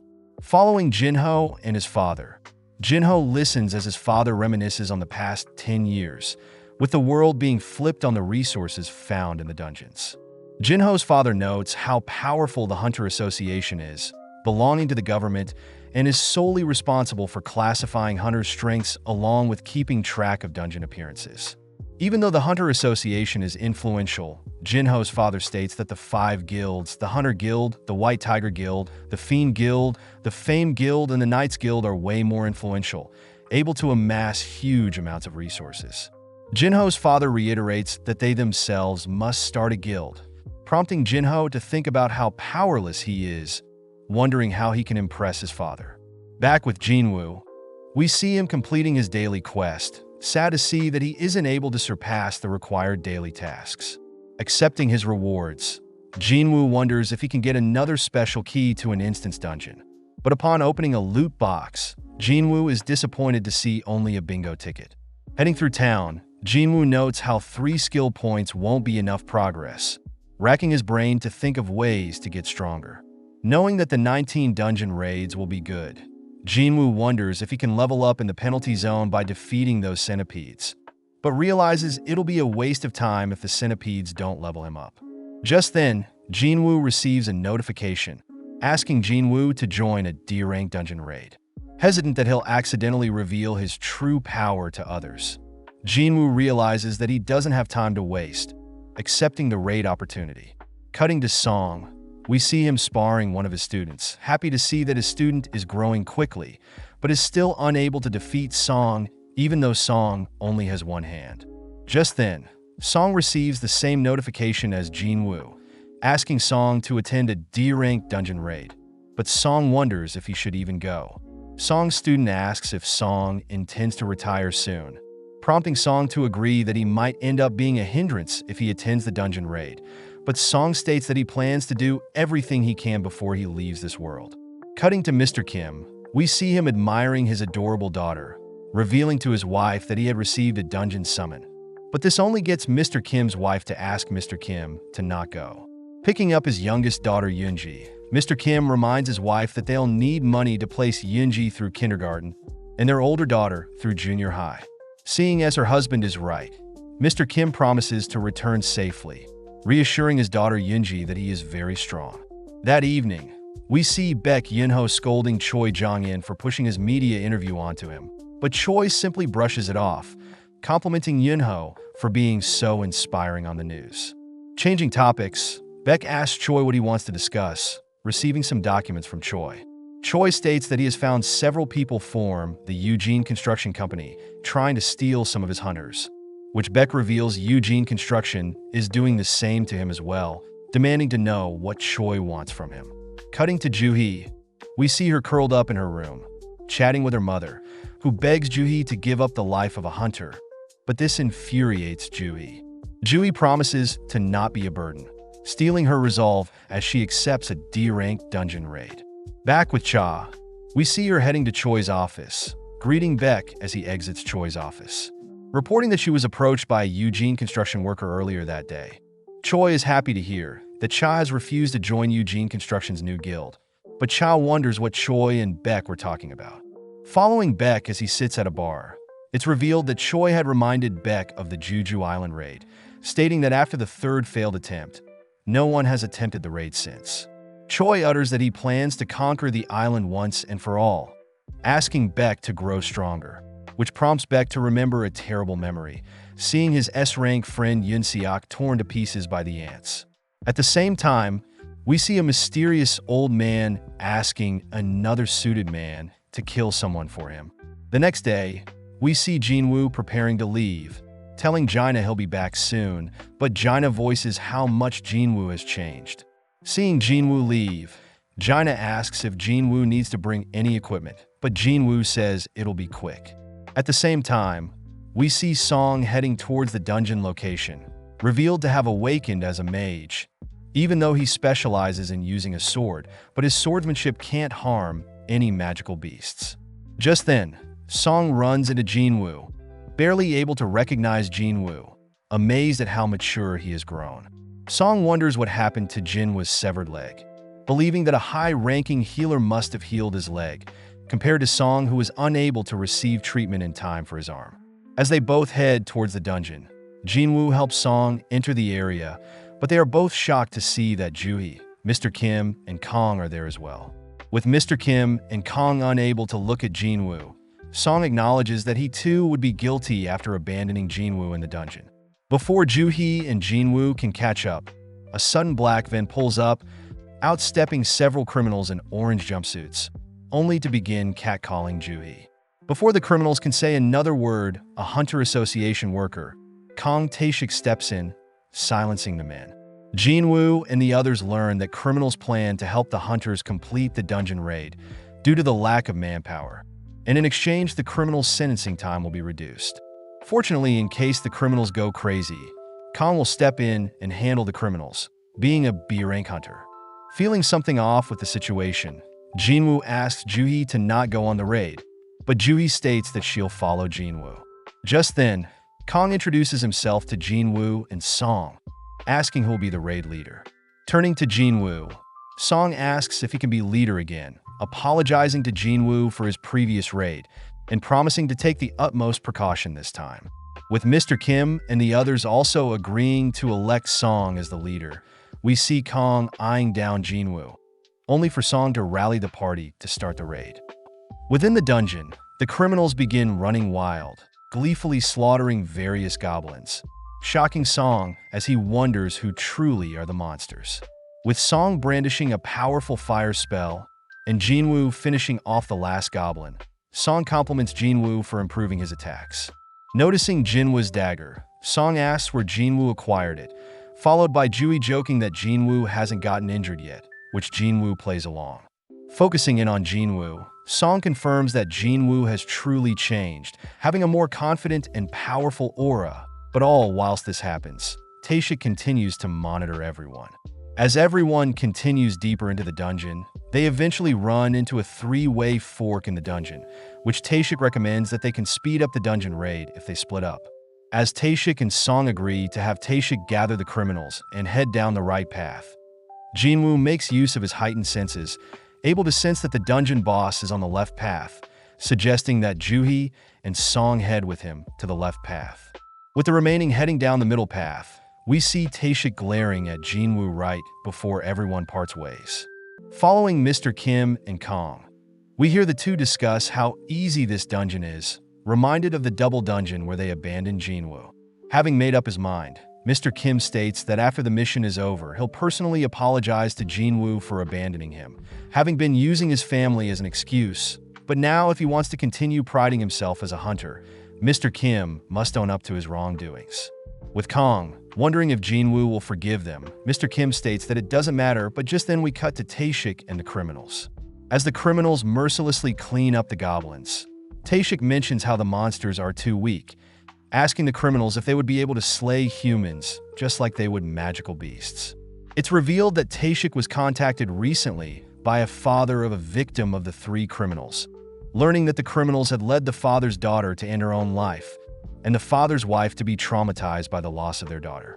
The father begins to grow infuriated, having learnt that the three criminals will be released soon, being able to shorten their sentence by participating in dungeon raids as skilled hunters. Kneeling down, the father offers to pay Taeshik $3 billion, and in exchange Taeshik is to kill the three criminals in the dungeon, where there will be no evidence of what happened. In the present, Taeshik coldly glares at the criminals, announcing that he'll cover up the criminals' deaths by saying they were killed by 100 goblins. Cutting back to Mr. Kim and Kong, we see the two have stumbled onto the same path as Taeshik and the criminals, watching in disbelief as Taeshik strangles the last remaining criminal. Taeshik realizes that Mr. Kim and his tunnels are connected, meaning that Jinwoo's path leads to the boss room. But seeing as there are witnesses, Taeshik decapitates the last criminal, slowly approaching Mr. Kim and Kong. Cutting to Jinwoo, we see him remembering that he had met Taeshik in the hospital, but suddenly everyone hears a blood-curdling scream, prompting Jinwoo and the others to rush towards the noise.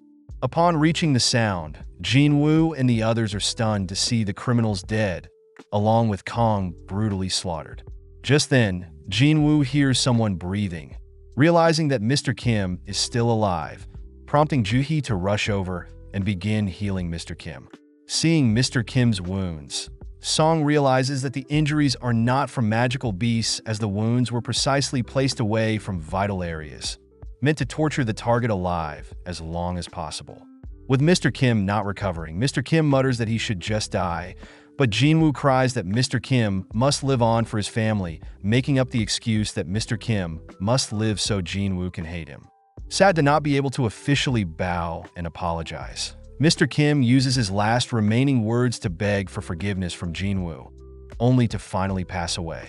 Just then, Taeshik appears from the ceiling, diving towards Juhi with his blade, but Jinwoo perfectly catches Taeshik's hand, impressing Taeshik as he wanted to take out the healer first. Song demands to know why a member of the Hunter Association is acting so crazy, but Taeshik cuts Song off, revealing what he plans to report.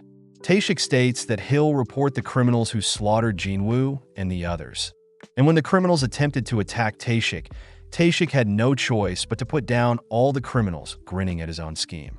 With Jinwoo pissed at Taeshik's disgusting words, Song asks everyone to step back, picking up Mr. Kim's blade and offering to slay Taeshik himself. Song begins assessing the situation, knowing that Taeshik is B rank, a rank higher than his C rank. But Song calls for Juhi to enhance him with a physical enhancement spell, betting on the fact that an assassin type like Taeshik will have a weak defense. Happy to be challenged, Taeshik reveals that he knows Song is a mage type, dashing in to strike Song down, but Song manages to parry the blow. As Taeshik mocks Song's pathetic swordplay, Song manages to cut Taeshik in half, but realizes that it was Taeshik's afterimage. Going on the offense, Song continues to force Taeshik back, impressing Jinwoo as Song is able to barely keep up with Taeshik's agility. But Taeshik speeds up, ultimately outmatching Song and lands a slash on Song. As Jui steps up to heal Song's wounds, Taeshik takes the opportunity to cut Jui down, but Song catches up, forcing Taeshik to focus on him.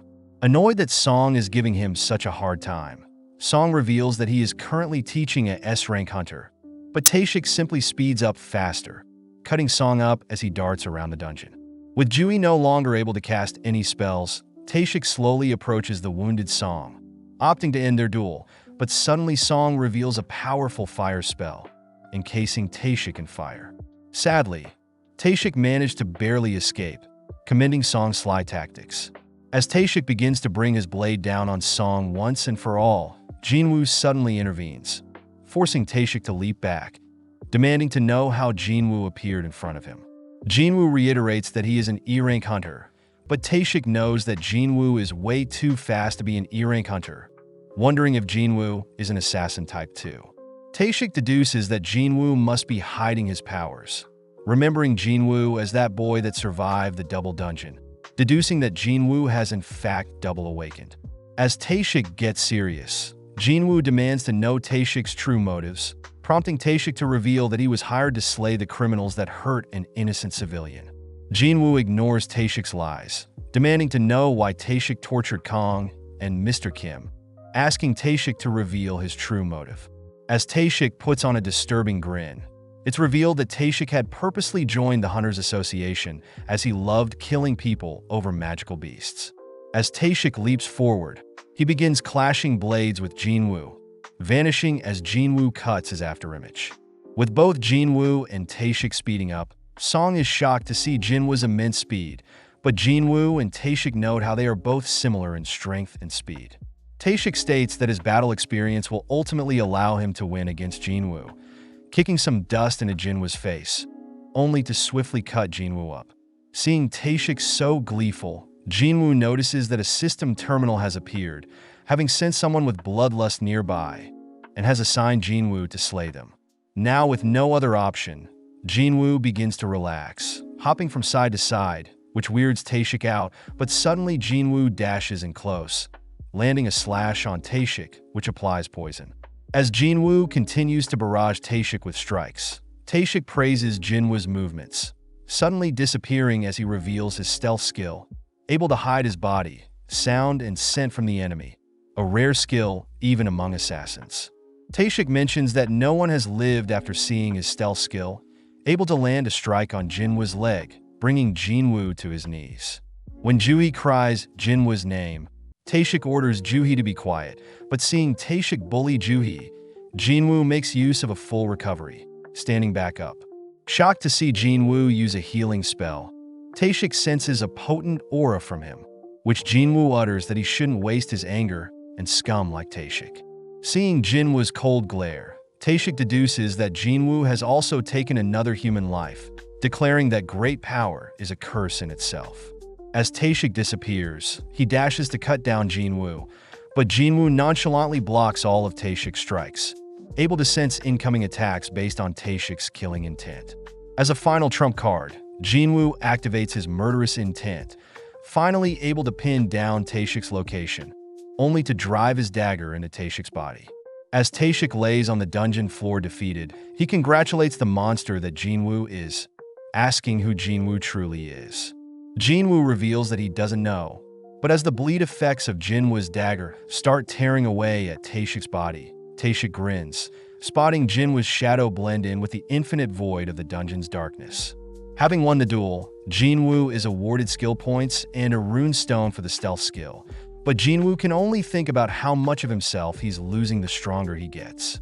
With Juhi and Song thanking Jinwoo, Jinwoo asks the two to leave the dungeon, personally heading to defeat the dungeon boss.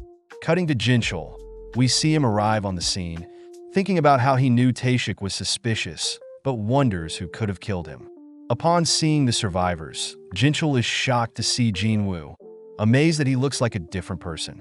Getting straight to the point, Jinchul demands to know who killed Taeshik. But before Jinwoo can reveal it was him, Song speaks up announcing that he along with Jui defeated Taeshik, which Jinchul finds suspicious, but asks Song and everyone to report what happened. Seeing Jinchul now, Jinwoo realizes that Jinchul has an immense aura, being an A-rank hunter, but thanks Song for covering up his power. With the man that hired Taeshik arrested, we cut to Jinwoo and Jui finishing up their reports, only for Juhee to show Jinwoo the essence stone he gave to her in the double dungeon. A couple of minutes earlier, Juhee had confessed that she knows she is surprised by Jinwoo's change, admitting that she herself should be taking on A-rank, B-rank, and C-rank dungeons. Juhee does mention that she was able to meet Jinwoo through taking on weaker dungeons, handing Jinwoo back the essence stone he gave her. Juhee reveals that she intends to finally retire, shocking Jinwoo, but Jinwoo knows it's what's best for her, accepting the stone and promising to visit her in her hometown. Flashing back, Jinchul is seen speaking to Jinwoo, warning him that Dongseok's younger brother, Hwang Dong-soo, is an S-rank hunter. Jinchul reveals that S-rank hunters have the ability to transcend the law, meaning Jinchul recommends Jinwoo flee the country.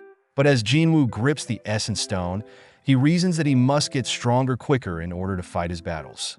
The next day, Jinwoo is brought to his first dungeon raid by Jinho, but Jinwoo is weirded out by the other hunters Jinho had gathered.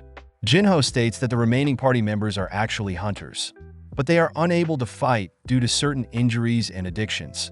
But Jinho reiterates that they should be fine to certify their group for a raid. Looking around, Jinwoo spots a little girl, surprised that someone so young is a hunter, but the girl speaks up, telling Jinwoo not to be rude. Snapping back, Jinwoo deduces that the girl is still in high school and an E-rank, but changing topics, tells everyone that Jinho and himself will be taking on the dungeon alone. Before Jinho and Jinwoo enter the dungeon, Jinho reminds everyone that they will get paid $3 million for simply waiting outside for each raid. But if they tell anyone about the details of these raids, they will be penalized by 10 times the amount. Off to the side, Jinwoo inspects the stealth runestone he got from slaying Taeshik, crushing it, only to be amazed to have obtained the stealth skill.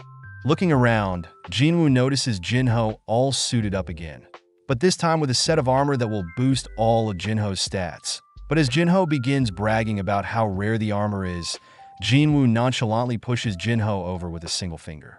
Realizing that he'll be a burden to Jinwoo, Jinho takes off everything but his helmet, both heading into the dungeon, all whilst the other party members begin worrying whether they'll make it out alive, scolding them for underestimating the dungeon. At the same time, we cut to Jino at school, sad to see that her best friend Songi is skipping school again, who is revealed to be the young girl in Jinwoo's party. With only several minutes passing, Jinwoo's party members notice Jinho jogging out the gate, believing that Jinho and Jinwoo fled, but soon realize that Jinwoo and Jinho were able to solo the dungeon, as the dungeon portal begins to close behind Jinwoo. With Songi and the others shocked, Jinho states that they have 2 other dungeons to raid today, asking everyone to begin heading to their next destination. In the next dungeon, we see Jinwoo draw the attention of all the goblins, waiting for Jinho to acquire as much essence stones as possible, only to dash towards the dungeon boss, instantly decapitating it. With several days passing, Jinwoo continues to grind various dungeons, racking up various levels, and even mastering his stealth skill, which Jinho never knew he had.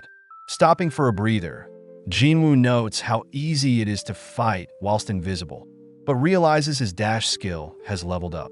Sensing a beast approaching from behind, Jinwoo makes use of his new dagger-wielding skill and fatal strike skill, puncturing a hole in the beast. As Jinho begins collecting the slain monster's essence stones, Jinwoo begins recharging his mana with a potion, knowing that he should level his intellect attribute as his new skills are draining his mana. Jinwoo assesses his current power, placing himself between an A rank and B rank, still too weak to take on the Demon Castle. Out of nowhere, Jinwoo receives a notification from the system, notifying Jinwoo has reached the right level to take on the job change quest. Cutting elsewhere, we see a businessman, manager on, learn from another employee, Kitchell, that some strike team has paid $150 million to have the right to raid multiple C-rank dungeons. Looking into the raid team, On is shocked to hear the son of the Eugene Construction Company doing something so reckless, but realizes that Sung Jinwoo is part of the strike force, curious as to whether Jinwoo is hiding something. As Jinwoo and Jinho finish up another dungeon, we see on reveal to Kitchell that Jinwoo is quite suspicious, having participated in 3 calamities and survived them all. First was the double dungeon, second was Hwang Dong-suk's Hunter Strike team, and finally was Kong Tae-shuk's murder attempt. With all this in mind, On deduces that Jinwoo is reawakened, heading off to gather more intel on Jinwoo. As On and Kitchell head to Jinwoo's current location, they are both shocked to see several of Jinwoo's party lazing around in front of a dungeon portal. Chatting with Songi, On deduces that Jinho and Jinwoo are taking on the dungeons alone, shocked that he may have discovered something very valuable, quickly leaving for now. As Jinho and Jinwoo appear from the portal, Jinwoo apologizes as he's busy tomorrow, asking Jinho if they can delay their upcoming dungeon raids by a day, but at the same time we see someone listening in on Jinwoo's conversation. Elsewhere, we see a massive distorted flame slowly transforming into a huge ant, all whilst a man stands before the ant. Out of nowhere, we see the man helplessly watch as a woman gets devoured, but we suddenly cut to Choi waking up from a nightmare. Having fallen asleep at his desk, Choi reaches for some top-secret documents, knowing that their raid to retake Jeju Island is near. That same night, we see Jinwoo parting ways with his party members, only to be stopped by On and Kitchell, introducing themselves as members of the White Tiger Guild. As On and Jinwoo sit down for a private chat, On gets straight to the point, offering Jinwoo a position in the White Tiger Guild, and states that he'll pay Jinwoo double of whatever Jinho is paying him. Believing that Jinwoo has no reason to turn down the offer, On is shocked upon hearing that Jinho is paying Jinwoo $30 billion, noting that the White Tiger Guild is valued at around $50 billion altogether. Jinwoo states that he has proof of such an offer from Jinho, but seeing On's flabbergasted face, Jinwoo takes his leave.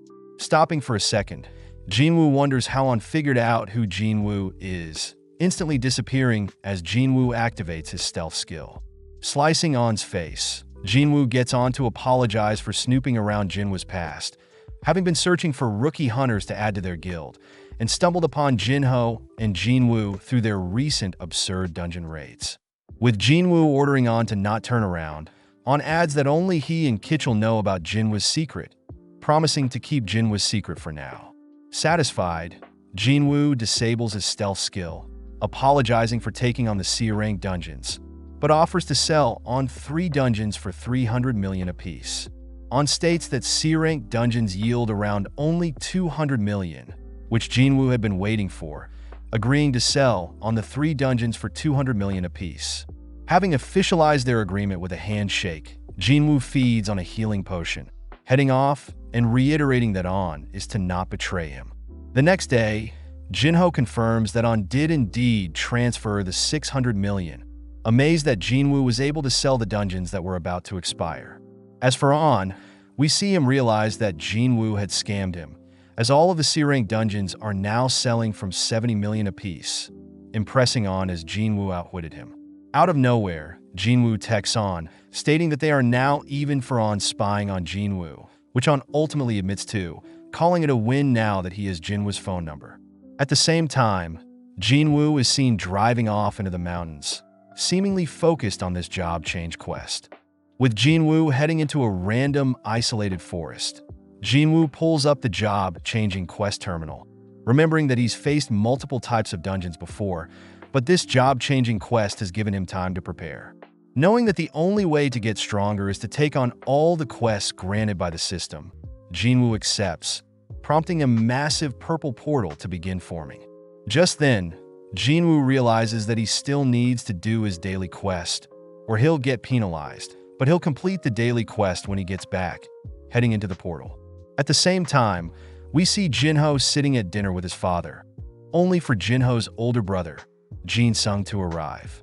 With Jinwoo heading through the halls of the dungeon, he reads that he can't use any potions or his full recoveries and can't leave until he completes the dungeon, meaning Jinwoo will have to be more careful during battle. Hearing something approaching, Jinwoo immediately equips his dagger, spotting an armored knight approaching. Seeing the knight move so slowly, Jinwoo dashes forward, attempting to cut the knight down, but no luck. Switching to defense, Jinwoo blocks the knight's advances, leaping back only to lunge forwards with his fatal strike skill, but his dagger is unable to pierce the knight's armor. Annoyed, Jinwoo continues to weave around the knight, opting to use his sheer strength to tear apart the knight. Having defeated the knight, Jinwoo realizes he's wasted mana, but has no time to think as he senses several other knights approaching. Back with Jinho, we see him ashamed to look at his father, prompting his father to ask Jinsung what starting his guild is like. Smirking, Jinsung reveals that although he's failed to recruit hunters in their country, Jinsung states that he has begun negotiations with hunters from Europe and the Middle East. Turning to Jinho, Jinsung says he knows Jinho is working on something on his own, but warns Jinho to not interfere with hunters Jinsung is talking to. Looking down, Jinho thinks about how he has a trump card, choosing to keep Jinwoo's existence a secret for now. Following Jinwoo, he makes use of his raw maneuvers to take apart the knights, noting how he's using a lot of stamina, but suddenly equips his daggers, puncturing the air behind him, revealed to be a stealth assassin. On top of that, Jinwoo dodges an incoming spell, spotting a mage from afar, wondering why the armor from these monsters seemed familiar to Kasakasa's. Seeing a variation of monster attack, Jinwoo begins assessing the situation, noting that knights need to be defeated with strength, assassins need to be detected, and the long-ranged attackers need to be avoided with agility. Seeing as he doesn't have long-ranged attacks of his own, Jinwoo wonders how he'll defeat the mages and archers. Spotting his fatigue hits 65 already, but at the same time we see Choi and his guild head out to somewhere. With Jinwoo able to overcome this wave of knights, Jinwoo slurps down water, checking out the item drops from the knights, simultaneously equipping different pieces of items. Jinwoo is amazed that the armor can become invisible whilst also not restricting any of his movements. Checking his stats and the loot he gathered, Jinwoo knows that he's getting stronger, choosing to wait and recover from his fatigue, only to head deeper into the dungeon. In front of a large set of doors, Jinwoo pries the doors open, feeling a chilling breeze brush down his spine. Continuing into the next room, Jinwoo stands before a throne room, taking a battle stance as he spots a red knight appear, reminding him of what fear felt like. Seeing the knight commander, Igris the Bloodred's title is red, Jinwoo knows he'll have a rough time. Shocked to see Igris appear right in front of him. Barely able to block Igris's blade, Jinwoo is sent flying across the room, all whilst Igris continues to pursue Jinwoo, dicing everything in its way. Going on the offense, Jinwoo notes how monstrously quick Igris is, choosing to overpower Igris. But Igris meets Jinwoo's dagger, infusing its blade with electricity when Jinwoo gets close. Deducing that Igris is as quick as himself, Jinwoo knows that Igris is far more stronger and durable than himself, choosing to unequip his daggers and use his bare fist to break through. Surprisingly, Igris tosses his weapons aside, choosing to fight chivalrously. Elsewhere, we see Jinchul greeting Go Gunhee, both remarking that a big event is finally starting. At that moment, Gunhee receives a call from Choi, who thanks Gunhee for approving their raid of Jeju Island, stating that they will now begin scouting the island before they raid it. Back with Jinwoo, Jinwoo is even more surprised to see Igris' speed increase, forced against a wall as Igris pummels Jinwoo with punches. Having escaped, Jinwoo notes how he's still damaged, even though he blocked all of Igris' attacks. Knowing that he needs to speed up, Jinwoo activates his dash, dancing around Igris, only to begin attacking Igris. As the battle draws on, Jinwoo notices Igris matching and surpassing his speed, grabbing a hold of Jinwoo only to toss him into the air. Following up, Igris tosses some rubble at Jinwoo, following up by kicking Jinwoo into a nearby pillar. Dashing forth, Jinwoo attempts to catch Igris off guard, managing to land a powerful kick on Igris' head, seeing Igris faint, but suddenly Igris wakes up, replying with a kick of his own. Running after Jinwoo, Igris drags Jinwoo against the throne room's wall, only to toss Jinwoo to the other side of the room, who coincidentally collapses onto the throne itself. As Igris approaches Jinwoo, we see that Jaina has just finished making dinner for Jinwoo, heading into her room to study. With Igris calling back his sword, he raises his blade into the air, flawlessly bringing it down onto Jinwoo. Out of nowhere, Jinwoo catches Igris's sword, disarming Igris, only to equip his own dagger, plunging it into Igris's eyes. With Igris distracted, Jinwoo continues to push Igris back, smashing him against a wall, taking back his dagger, only to re-equip it, driving it into Igris's neck, this time channeling all of his skills to ensure it pierces Igris's armor. With a system terminal confirming that Jinwoo had defeated Igris, Jinwoo collapses to the ground, spotting that he had received 1.5 million gold, Igris's S-Rank helmet that grants Jinwoo 20 strength and vitality stat points, and finally a runestone for the ruler's hand skill. Realizing that he was also given an instant teleportation stone to leave the dungeon, Jinwoo suddenly sees hundreds of portals open nearby, learning that he needs to last as long as he can in order to earn enhancement points for the best class possible. With a timer starting, hundreds of knights begin to flood the throne room. But compared to Igris, Jinwoo knows he can take on these knights. Seeing as the wave of knights aren't stopping, Jinwoo chooses to use 200 mana to activate his stealth skill, sneaking around a pillar and noting how every second of stealth costs 1 mana, meaning he has 190 seconds left of stealth. Just then, one of the mages activates a tracking spell, breaking Jinwoo's stealth, forcing Jinwoo to activate his murderous intent, destroying the knights that are charging at him. With all his mana gone and his health low, Jinwoo reasons he should leave with the teleportation stone, but out of nowhere a knight manages to sneak up on Jinwoo, knocking the teleportation stone out of his hand, prompting the remaining hundreds of knights to begin swarming Jinwoo. Completely cornered, Jinwoo admits that he doesn't know where the teleportation stone is, rushing towards the crowd to dismantle a few of them. With Jinwoo's stamina and mana already depleted, Jinwoo steals his resolve, continuing to push through the endless swarm of knights. Able to trade blow for blow with most of the knights, Jinwoo states that he is very familiar with the feeling of despair, but with his vision beginning to dull and his movements slowing down, Jinwoo hears a voice reminding him that Jinwoo is named the weakest hunter for a reason. Beginning to hear all sorts of voices whilst Jinwoo gets beaten down, Jinwoo suddenly feels Song asking him to relax and rest, suddenly imagining someone familiar appear before him. Recognizing the voice, Jinwoo hears the voice ask him to give up as Jinwoo has already come so far. But as Jinwoo looks up, he's terrified to see his former self beckon him to give up. Cutting elsewhere, we see Go Gunny regret not being fit enough to help out in the third failed Jeju Island raid, hearing that Jinchul was a security guard that helped everyone communicate. Gunny states that many lives were lost in the failed raid, but Gunny knows that the only way to overcome said traumas and fears is to defeat and surpass said hurdles. Back with Jinwoo, he is shocked to see how different his former self is, terrified when his former self agrees with him. His former self begins berating how weak Jinwoo is, but Jinwoo suddenly senses something approaching, barely able to leap out of the trajectory of a sword slash.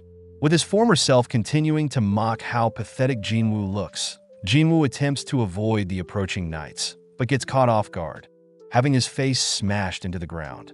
Finally unable to move and his vision slowly slipping, Jinwoo hears his former self scold him for being cocky and not more prepared, slowly beginning to believe that he had wasted his second chance at life, ironically dying at the hands of statues once more. Just then, Jinwoo spots a system terminal pop up, notifying Jinwoo that he failed to finish his daily quest and will be transferred to the penalty zone. With Jinwoo's former self congratulating Jinwoo for being lucky, Jinwoo finally falls unconscious only to wake up in the penalty wasteland, happy to see that the system must be cheering him on. Immediately purchasing several potions to recover his stamina, Jinwoo tries to replenish his health with potions. But Jinwoo learns that potions can't heal people that are below a certain amount of health and can only be healed naturally over time or after a level up. Just then several centipedes appear, but luckily Jinwoo notices their names are in orange font, immediately dashing forward only to equip his dagger, easily dismantling them all. At the same time, we follow Jaina, who has woken up.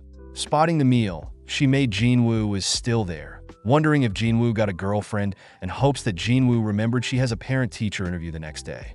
Having slayed all the centipedes, Jinwoo is happy that level-ups completely restore his health and mana, heading into the system shop to prepare with the remaining 10 minutes he has. Spotting the Night Killer sword, Jinwoo immediately purchases the blade, as the sword does 25% more damage to the armored beast. Next, Jinwoo crushes the rune stone that Igris dropped, obtaining the skill Ruler's Hand, a skill that doesn't require mana, and is the skill Igris used to retrieve his sword without needing to touch it. Trying the skill out on the corpse of a centipede, Jinwoo is notified that he can't pick anything too big, but seeing as his time in the penalty zone is up, Jinwoo braces himself for the endless swarm once more. As Jinwoo is transported back to the throne room, we cut to Choi chatting with Cha, apologizing for putting Cha through something so painful, but Cha reassures Choi that this is nothing compared to what the fallen hunters had to go through. As Choi is notified of approaching enemies, we cut back to Jinwoo, able to now easily destroy the knights surrounding him. But Jinwoo notes how strange it is that the swarm is endless and he isn't leveling up. Upon spotting a mage in the crowd, Jinwoo wonders why he hasn't been hit by any of the mage's spells yet, but suddenly realizes that mage is using summoning magic and creating these endless knights. Leaping into the air, Jinwoo tosses his dagger at the mage, instantly killing the mage along with all of the mage's summons. With the system finally notifying Jinwoo of a monster slain, Jinwoo activates his stealth, luring all the remaining mages to track Jinwoo down, and in exchange Jinwoo spots 5 mages tracking his location. Retrieving his dagger with his ruler's hand, Jinwoo immediately slays another mage, bringing the total to 4. Making use of his ruler's hand, Jinwoo crushes the armor of a knight from afar, only to follow up by dragging another mage towards him, bringing the total down to 3. Sensing the 3 mages nearby, Jinwoo watches as the 3 mages combine their magic to summon a golem from the armor of the fallen, prompting Jinwoo to position himself above the golem. Able to run past the golem, Jinwoo begins making his way towards the remaining mages, able to evade the golem's punch, only to dash forth and slay the remaining 3 mages. Sensing the golem is still active, Jinwoo is forced to block the golem's attack with his dagger, ultimately punching a hole in the golem, finally ending the job change quest. Excited to see what types of job titles he will get to pick from, Jinwoo gets weirded out when the system terminal begins uttering cryptic lines, spotting the word Shadow Army highlighted. Out of nowhere, Jinwoo sees that he has acquired the Necromancy class, annoyed as necromancers are magic types who rely on their undead summons, whereas Jinwoo has been focusing on an assassin-type build. Fearing that he'll have to switch to a more passive role, Jinwoo chooses to deny the Necromancer role, but the system terminal reveals that the Necromancer role is a hidden class, giving Jinwoo another chance to reconsider. As Jinwoo walks around weighing the pros and cons, Jinwoo uses the mages that summon the knights as reference for the potential of the Necromancer class, coupled with the fact that the dungeons seem to be testing him, ultimately convincing Jinwoo. On top of that, Jinwoo can still be on the front line, and will have an army to fight alongside him, prompting Jinwoo to accept the Necromancer class. Upon accepting the quest, a dark smog begins wrapping around Jinwoo, all whilst the terminal rewards Jinwoo bonus points for exceeding the expected time, not using the teleportation stone, having more than 50% health remaining, and having defeated all the enemies. The system terminal notifies Jinwoo that he is able to upgrade his current class, completely consuming Jinwoo with darkness only for the darkness to swell into a ball, only to erupt. Jinwoo sees that his Necromancer class has been upgraded to Shadow Monarch, along with several other unique skills and 10 ability points. Shocked that everything happened so fast, suddenly seeing a dark shadow appear around the corpses of the defeated knights, spotting the word Shadow Extraction near the knights' bodies. The system terminal suddenly asks Jinwoo for a keyword to activate Shadow Extraction, but after a few seconds of thinking, Jinwoo chooses the words Arise. Out of nowhere, hundreds of Shadow Knights begin forming from the corpses of the defeated knights, shocking Jinwoo as he also sees that the skills Shadow Extraction and Shadow Storage allows him to use up mana to summon Shadow Soldiers along with storing and summoning whenever he likes. Knowing that the chances of shadow extraction change depending on strength of target along with time of death, spotting his Shadow Knight and mages are regular rank and level 1. Just then, Jinwoo wonders if he can extract S rank and A rank targets, heading over to Igris. Seeing as there is a limit to how many shadow soldiers Jinwoo can keep, Jinwoo releases 11 existing soldiers, getting serious as Jinwoo cries for Igris to arise. With a powerful gust of wind bursting from Igris's corpse, Jinwoo unfortunately sees that his shadow extraction has failed, spotting that he has 2 more tries. Taking a deep breath, Jinwoo is pissed that Igris is not becoming one of his shadow soldiers, meaning Jinwoo only has 1 try left. Crying that the former King Igris is clinging to is no longer with him, Jinwoo states that Igris's abilities shouldn't be wasted, as Jinwoo offers Igris to serve him. With the final chant of Arise, Jinwoo smirks, sensing a powerful aura beginning to form, ultimately birthing the new shadow soldier Igris. With the system terminal notifying Jinwoo of his successful shadow extraction, it asks what Jinwoo will name his new level 7 Knight rank shadow soldier, but without a moment of hesitation, Jinwoo chooses to stick with the name Igris. As Igris and Jinwoo's shadow army kneel before Jinwoo, we cut to Choi and his guild, all completely shocked as they realize the ants they once knew are evolving, having sprouted wings. Returning home, Jinwoo catches up on some well-earned rest, waking up to Jaina calling him to remind him of her parent-teacher interviews. Dressing up, Jinwoo shocks Jaina, wondering if the man before her is truly her brother. As the duo walk through the halls, Jinwoo captivates the other students, but when Jaina offers to set Jinwoo up, Jinwoo pinches Jaina for teasing him. Sitting down with Jaina's teacher, Jinwoo is happy to hear Jaina is doing well in school, being kind and a role model for others, along with performing well on her mock exam, having potential to get into medical school. Before Jinwoo leaves, the teacher asks if Jinwoo would allow Jaina to become a hunter if she were to awaken, but without a second thought, Jinwoo says he wants to keep Jaina as far away from being a hunter as possible. As the teacher asks for Jinwoo's help, we cut to later that evening where Seongi is passing by. Spotting Jinwoo is waiting for her, showing Seongi a picture of himself and Jaina. Jinwoo confirms Seongi is friends with his sister, stating that as an E-rank hunter, Seongi won't last long as a hunter. Not wanting to stop being a hunter, Seongi demands that Jinwoo leave her alone, but having expected such a reaction, Jinwoo asks that Seongi follow him. At the same time, we see Jinchul awaiting someone's arrival, formally greeting the S-rank hunter Hwang Dong-soo. Jinchul points out it's rare for Dong-soo to be visiting the country he betrayed, knowing Dong-soo is trying to search for Jinwoo and Jinho. Annoyed, Dong-soo asks that Jinchul and his surveillance team turn a blind eye to what he is about to do, challenging them to stop him if they dare. Following Choi, he reports the evolution of the ants to Gunhee, stating that the ant they found had passed away, failing to fly over the ocean. But one day the ants will succeed. That night, Jinwoo greets An and Hyun, apologizing for the sudden call, but An is just grateful Jinwoo reached out to them. As An hears Seongi will be joining Jinwoo, An reminds Jinwoo that Jinwoo will be participating in their guild's training in a C-rank gate.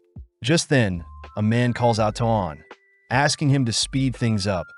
Introduced as Kim Chul, an A-rank hunter and the tanker leader of the assault team. An apologizes since Chul is quite annoyed having to take care of 2 newbies, but reassures Jinwoo that the assault team is also comprised of 1 A-rank hunter, 5 B-rank hunters, and 2 C-ranks. Adding Jinwoo and Seongi makes a 10-member squad. Jinwoo is disappointed seeing Seongi excited, alluding to a special quest he needs to take care of in this upcoming raid, but just like that the squad prepare to head into the gate.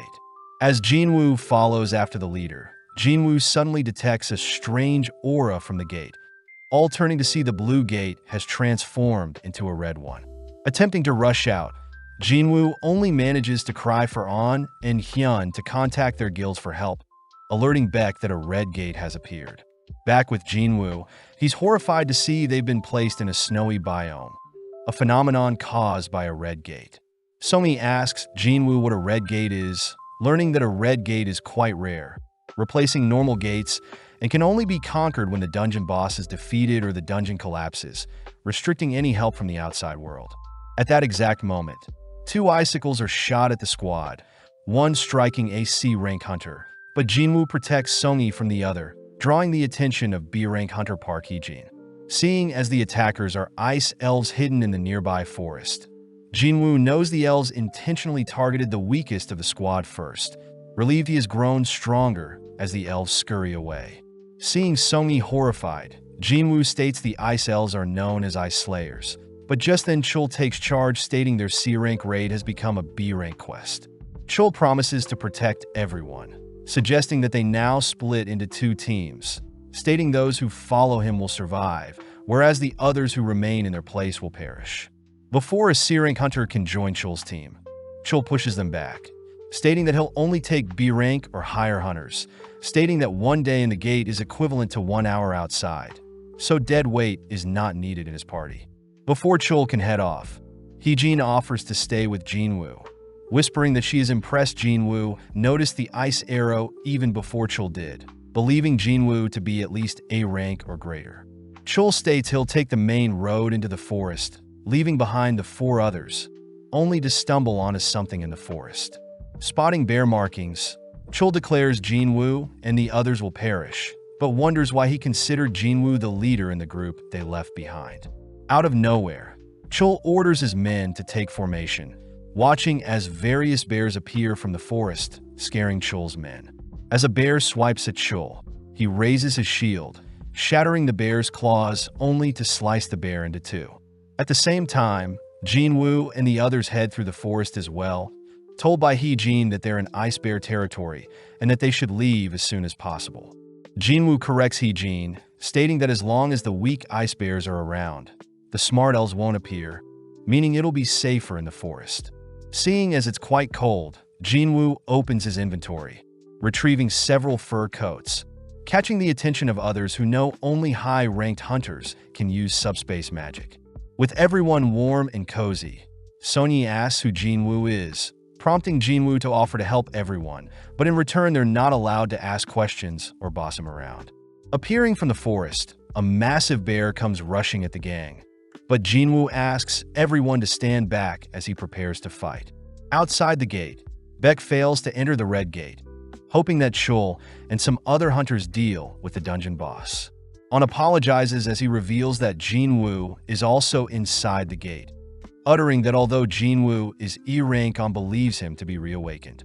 At that moment, a car pulls up, outstepping Dong-soo. Baek demands to know why Dong-soo is here of all places, taunted by Dong-soo for allowing E-ranks into his gate. Annoyed, Jinwoo will pass before he can get to him. Back with Jinwoo, we see him annihilate the bears attacking him, impressed he had managed to level up. At night, the others are amazed Jinwoo single-handedly took out the bears, suspecting they must be close to the bear's lair, but they all wonder what Jinwoo is doing now. Having arrived at the bear's nest, Jinwoo calls for his shadow army to appear, prompting his knights to erupt from his shadow, all clashing with the horde of bears.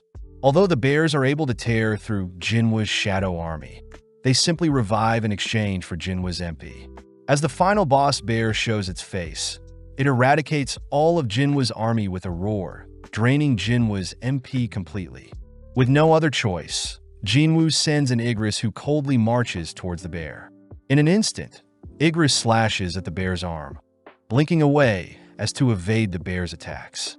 Dashing back in, Idris punctures the bear from behind, following up by slashing at the bear's legs only to force it onto its knees.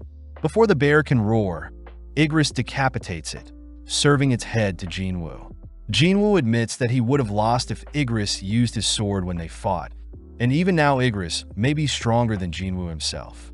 As Jinwoo wraps up the battle, we cut to Chul and his men, all being picked off one by the devious ice elves. With Chul unable to prevent his men from being slaughtered, Chul says he must survive and claim his title as an elite in the White Tiger Guild, choosing to flee from the leader of the ice elves. Having slaughtered the horde of bears, Jinwoo orders for the corpses to arise, giving birth to an army of shadow ice bears. Back outside the gate, Baek feels terrible hearing on report the raid team has been inside the red gate for 3 days, the equivalent of 3 hours outside. Annoyed that his F-rank target will be dead, Dong-soo begins to leave, but suddenly stops to ask why a F rank like Jinwoo would be part of the White Tiger's strike team. Terrified, On admits that he is acquainted with Jinwoo and had offered Jinwoo to train with the strike team. Satisfied, Dong-soo turns to leave, suddenly blinking in close only to strangle On in the air. Dong-soo knows On is a very capable man, asking what he's hiding about Jinwoo, but Baek intervenes, ordering Dong-soo to let On go. As Dong-soo releases On, both Baek and Dong-soo's aura erupt, scaring onlookers as they fear what may happen when two S-rank hunters clash. Both ready for battle, Dong-soo and Baek fire off a single punch, causing a massive explosion. Cutting to Chul, he's seen hiding away from the Ice Elves, blaming his lack of equipment and resources as the reason he lost. Stumbling onto the corpses of the Ice Bears, Chul refuses to believe Jinwoo's party of E-ranks massacred the bears, believing the Ice Elves had killed off the bears and is chasing him down. As Chul frantically rushes back through the forest, we cut back outside where Dong-soo praises Jinchul for intercepting both of their fists, having stepped in between, but Jinchul thanks the S-rank monsters for holding back so as to not kill him. Jinchul states that his surveillance team had confirmed Jinwoo is still at F-rank 2 months ago, and as for Dong-soo's brother, the surveillance team had also confirmed Hwang Dong-suk was slayed by magical beasts. Not buying any of it, Dong-soo still blames Jinho, confusing Jinchul as to why Jinwoo is involved, but Dong-soo admits he simply wants an excuse to kill them both. Suddenly receiving a message, Dong-soo praises Jinwoo for being lucky, forced to leave the scene as Jinchul helps escort Dong-soo elsewhere. With On keeping Jinwoo's powers a secret, we cut back to Jinwoo's party, all enjoying their time by a warm fire telling stories, all whilst Chul glares at them, demanding to know how such weaklings are still alive. Seeing the weaklings so cozy, Chul calls out to them, storming towards them as he reveals his entire team had been wiped out. Having lost his mind, Chul believes the weaklings had intentionally hid all the supplies from them, blaming them for his own shortcomings, only to declare Hee-jin as the culprit. Having declared everyone as guilty, Chul raises his blade, ordering everyone to confess. But as they all helplessly watch Chul rush them, Jinwoo arrives, smashing Chul's head into the snow, knocking him out. Annoyed at Chul's pathetic attitude, Jinwoo calls for the monsters nearby to reveal themselves, watching as the Ice Elves uncloak themselves. Sensing a powerful aura, Jinwoo easily identifies the leader of the Ice Elves, pissed hearing the leader praise the humans for surviving so long. The leader is amazed Jinwoo can understand and speak their language, confusing Jinwoo and his party as well, but more importantly, the leader of the elves state that one of his men wants to personally challenge Jinwoo. Recognizing the volunteer as the Ice Elf from earlier, Jinwoo instantly decapitates the challenger, asking what the leader will do now. Dashing in close, the leader easily parries Jinwoo's blade, forcing Jinwoo back. Having managed to cut down the leader's ride, the leader demands to know why Jinwoo is pretending to be human. The leader reveals that a voice in his head orders them to slay all humans. But when facing Jinwoo, the leader can't hear the voice, something Jinwoo believes must be similar to the system notifications, believing it to be because of his title as a player. The leader says they can resolve things easier if Jinwoo handed over the humans, and in exchange Jinwoo will be left alone. But Jinwoo is more curious as to who the elves are. Before the leader can give a reply, a strange glitch occurs, overriding what the leader was about to say, and instead forces the leader to repeat his offer to Jinwoo. Confused at first, Jinwoo states that he won't be handing over his friends, but the leader reminds Jinwoo he is outnumbered. Smirking, Jinwoo orders his shadow army to appear, swarming the battlefield as Hee-jin realizes that Jinwoo has so many summons. With the leader of the Ice Elves ordering his men to rush Jinwoo's shadow army, the Ice Elves begin to be overrun by Jinwoo's immortal army. Following Hee-jin and the others, we see them running for cover, forcing Jinwoo to slay several archers who have their bows drawn ready to shoot down the trio. Jinwoo notes how the leader is confident since his army of elves are very strong, easily fighting back and draining Jinwoo's mana. But to make things worse, the leader is someone Jinwoo knows is stronger than him. As the leader makes his way towards Jinwoo, Jinwoo fears it'll be a difficult fight, even with Igris by his side. racking his brain to obtain stronger soldiers to help him win. With the leader of the Ice Elves revealing his name to be Barca, both Barca and Jinwoo start their duel, forcing Jinwoo to attack from above, but Barca manages to pin Jinwoo's blade down. Luckily, Jinwoo sends his blade back into his inventory, catching Barca off guard when he retrieves his blade and slashes at Barca. Barely able to defend, Barca matches Jinwoo's speed, kicking him away, only to declare that Jinwoo is the strongest opponent he's had in a while. Out of nowhere, Barca is suddenly hit by a massive fireball, revealed to be the work of the mages in Jinwoo's army. But at the same time, we see Chul has awoken. Barely remembering Jinwoo as the one who knocked him out, Chul spots Jinwoo off in the distance, rushing Jinwoo from behind all whilst Barca attacks from the front. Having anticipated Chul waking up, Jinwoo smashes the ground to create a smoke screen, only to call for Igris to take Chul's life. As Chul takes his last few breaths cursing at Jinwoo, Jinwoo shows no remorse, ordering Chul to arise. Having been made part of Jinwoo's shadow army, Chul intercepts Barca's attacks, forcing Barca to jump back, all whilst Jinwoo gives Chul the new name of Iron. Now acting as the tank, Iron roars, taunting Barca to chase after him, all whilst Jinwoo hides behind Iron. Off to the side, Sony asks Heejin if the massacre before them is what normal hunter raids are like, but Heejin states she has never personally experienced anything of this caliber. With Barca bored of fighting Iron, he orders Jinwoo and Igris to join the fight, making it a 3-on-1. Crazy enough, Barca manages to keep up with the three, easily evading and knocking everyone back, but when Iron taunts Barca, Igris goes in for a sneak attack, but even still Barca detects the bloodlust, evading Igris' sword. Spotting an opening, Jinwoo manages to puncture Barca from behind, but fails to land a lethal blow. Barca mocks Jinwoo for underestimating him, but Jinwoo points out how Barca's ice elves are being dismantled, infuriating Barca.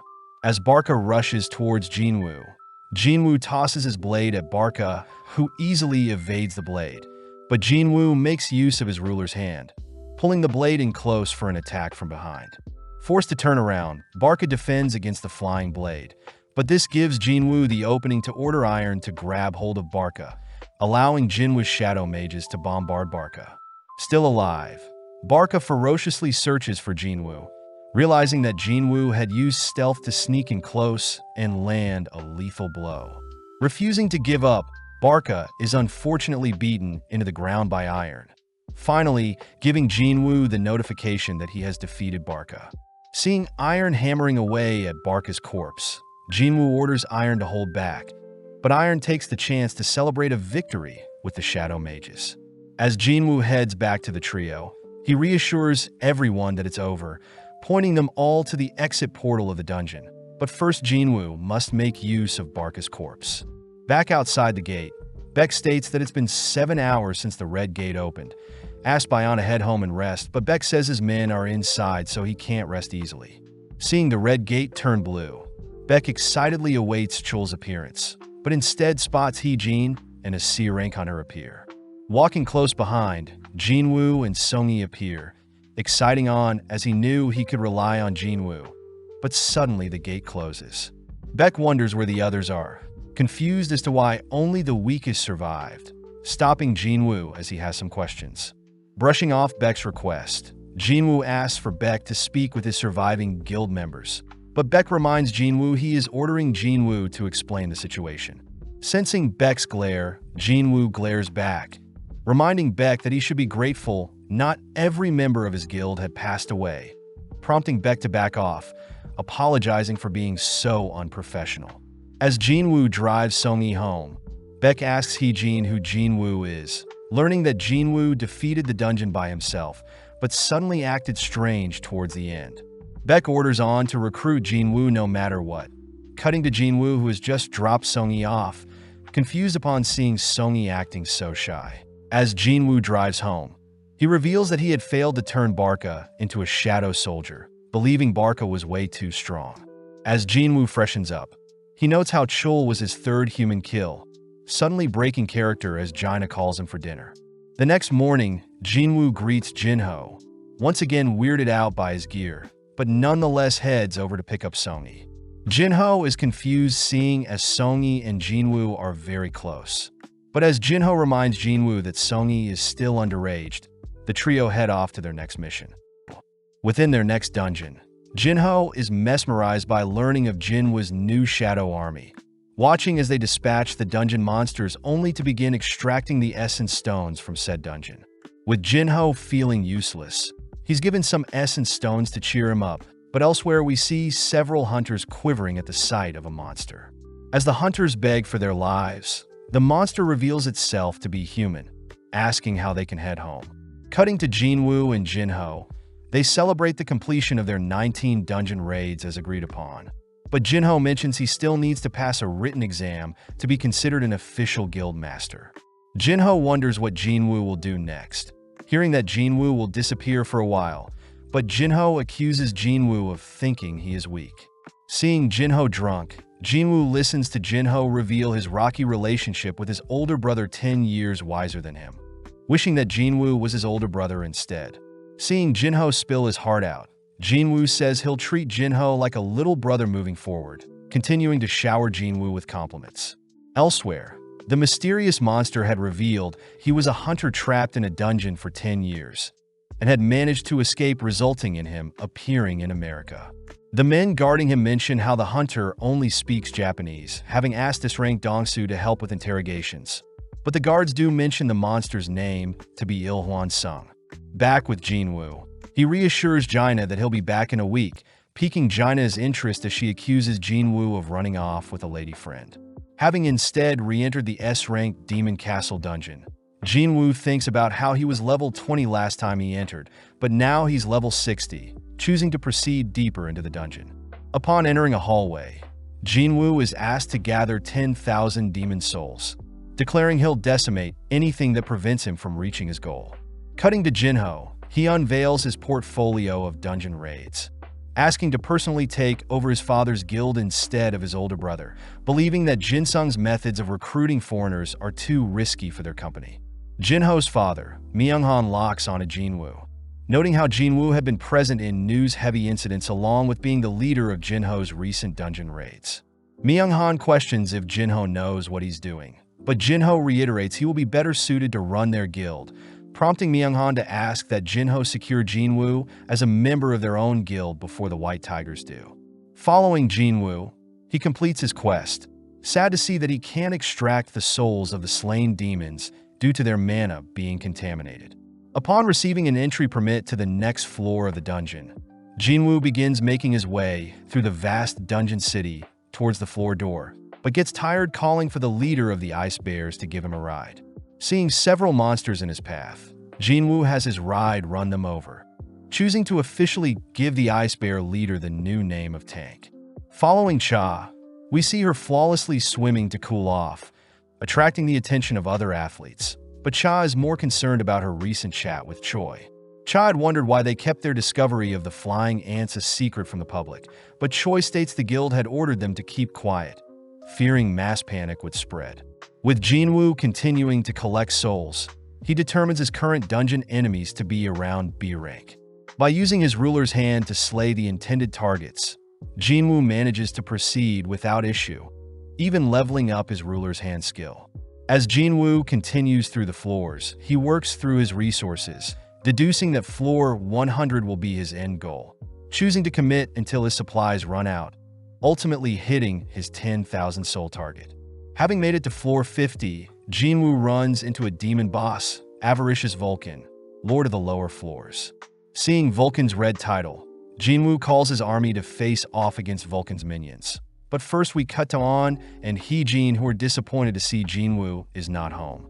An points out how suspicious it is for Jinwoo to suddenly disappear without any records of leaving the city. But at the same time, Jinwoo calls for his army to eradicate the enemy minions whilst he personally deals with Vulcan.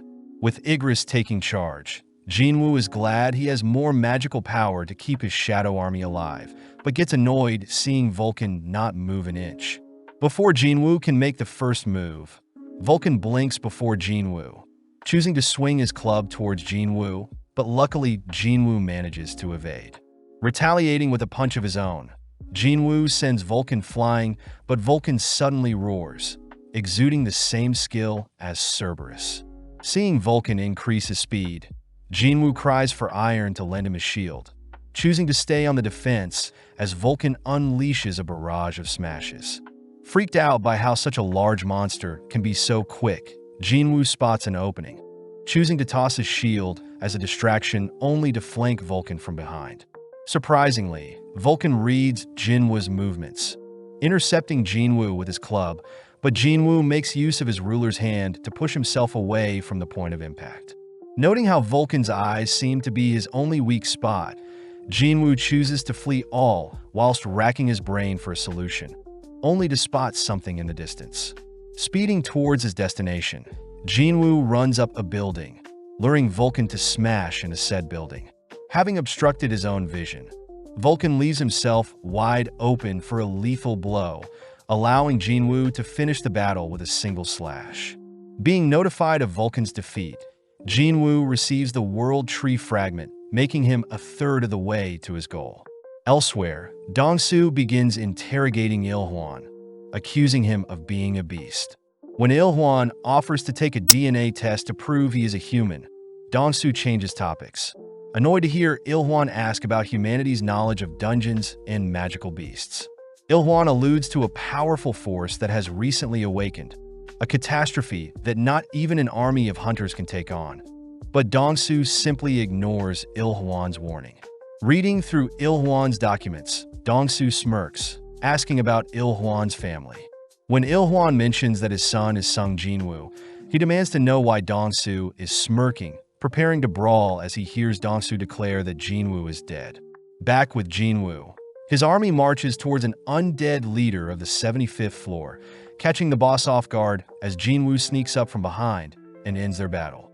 With Jinwoo notified of the Guide of Souls, Midas's death, we cut back to the aftermath of Dongsu and Ilhwan's battle.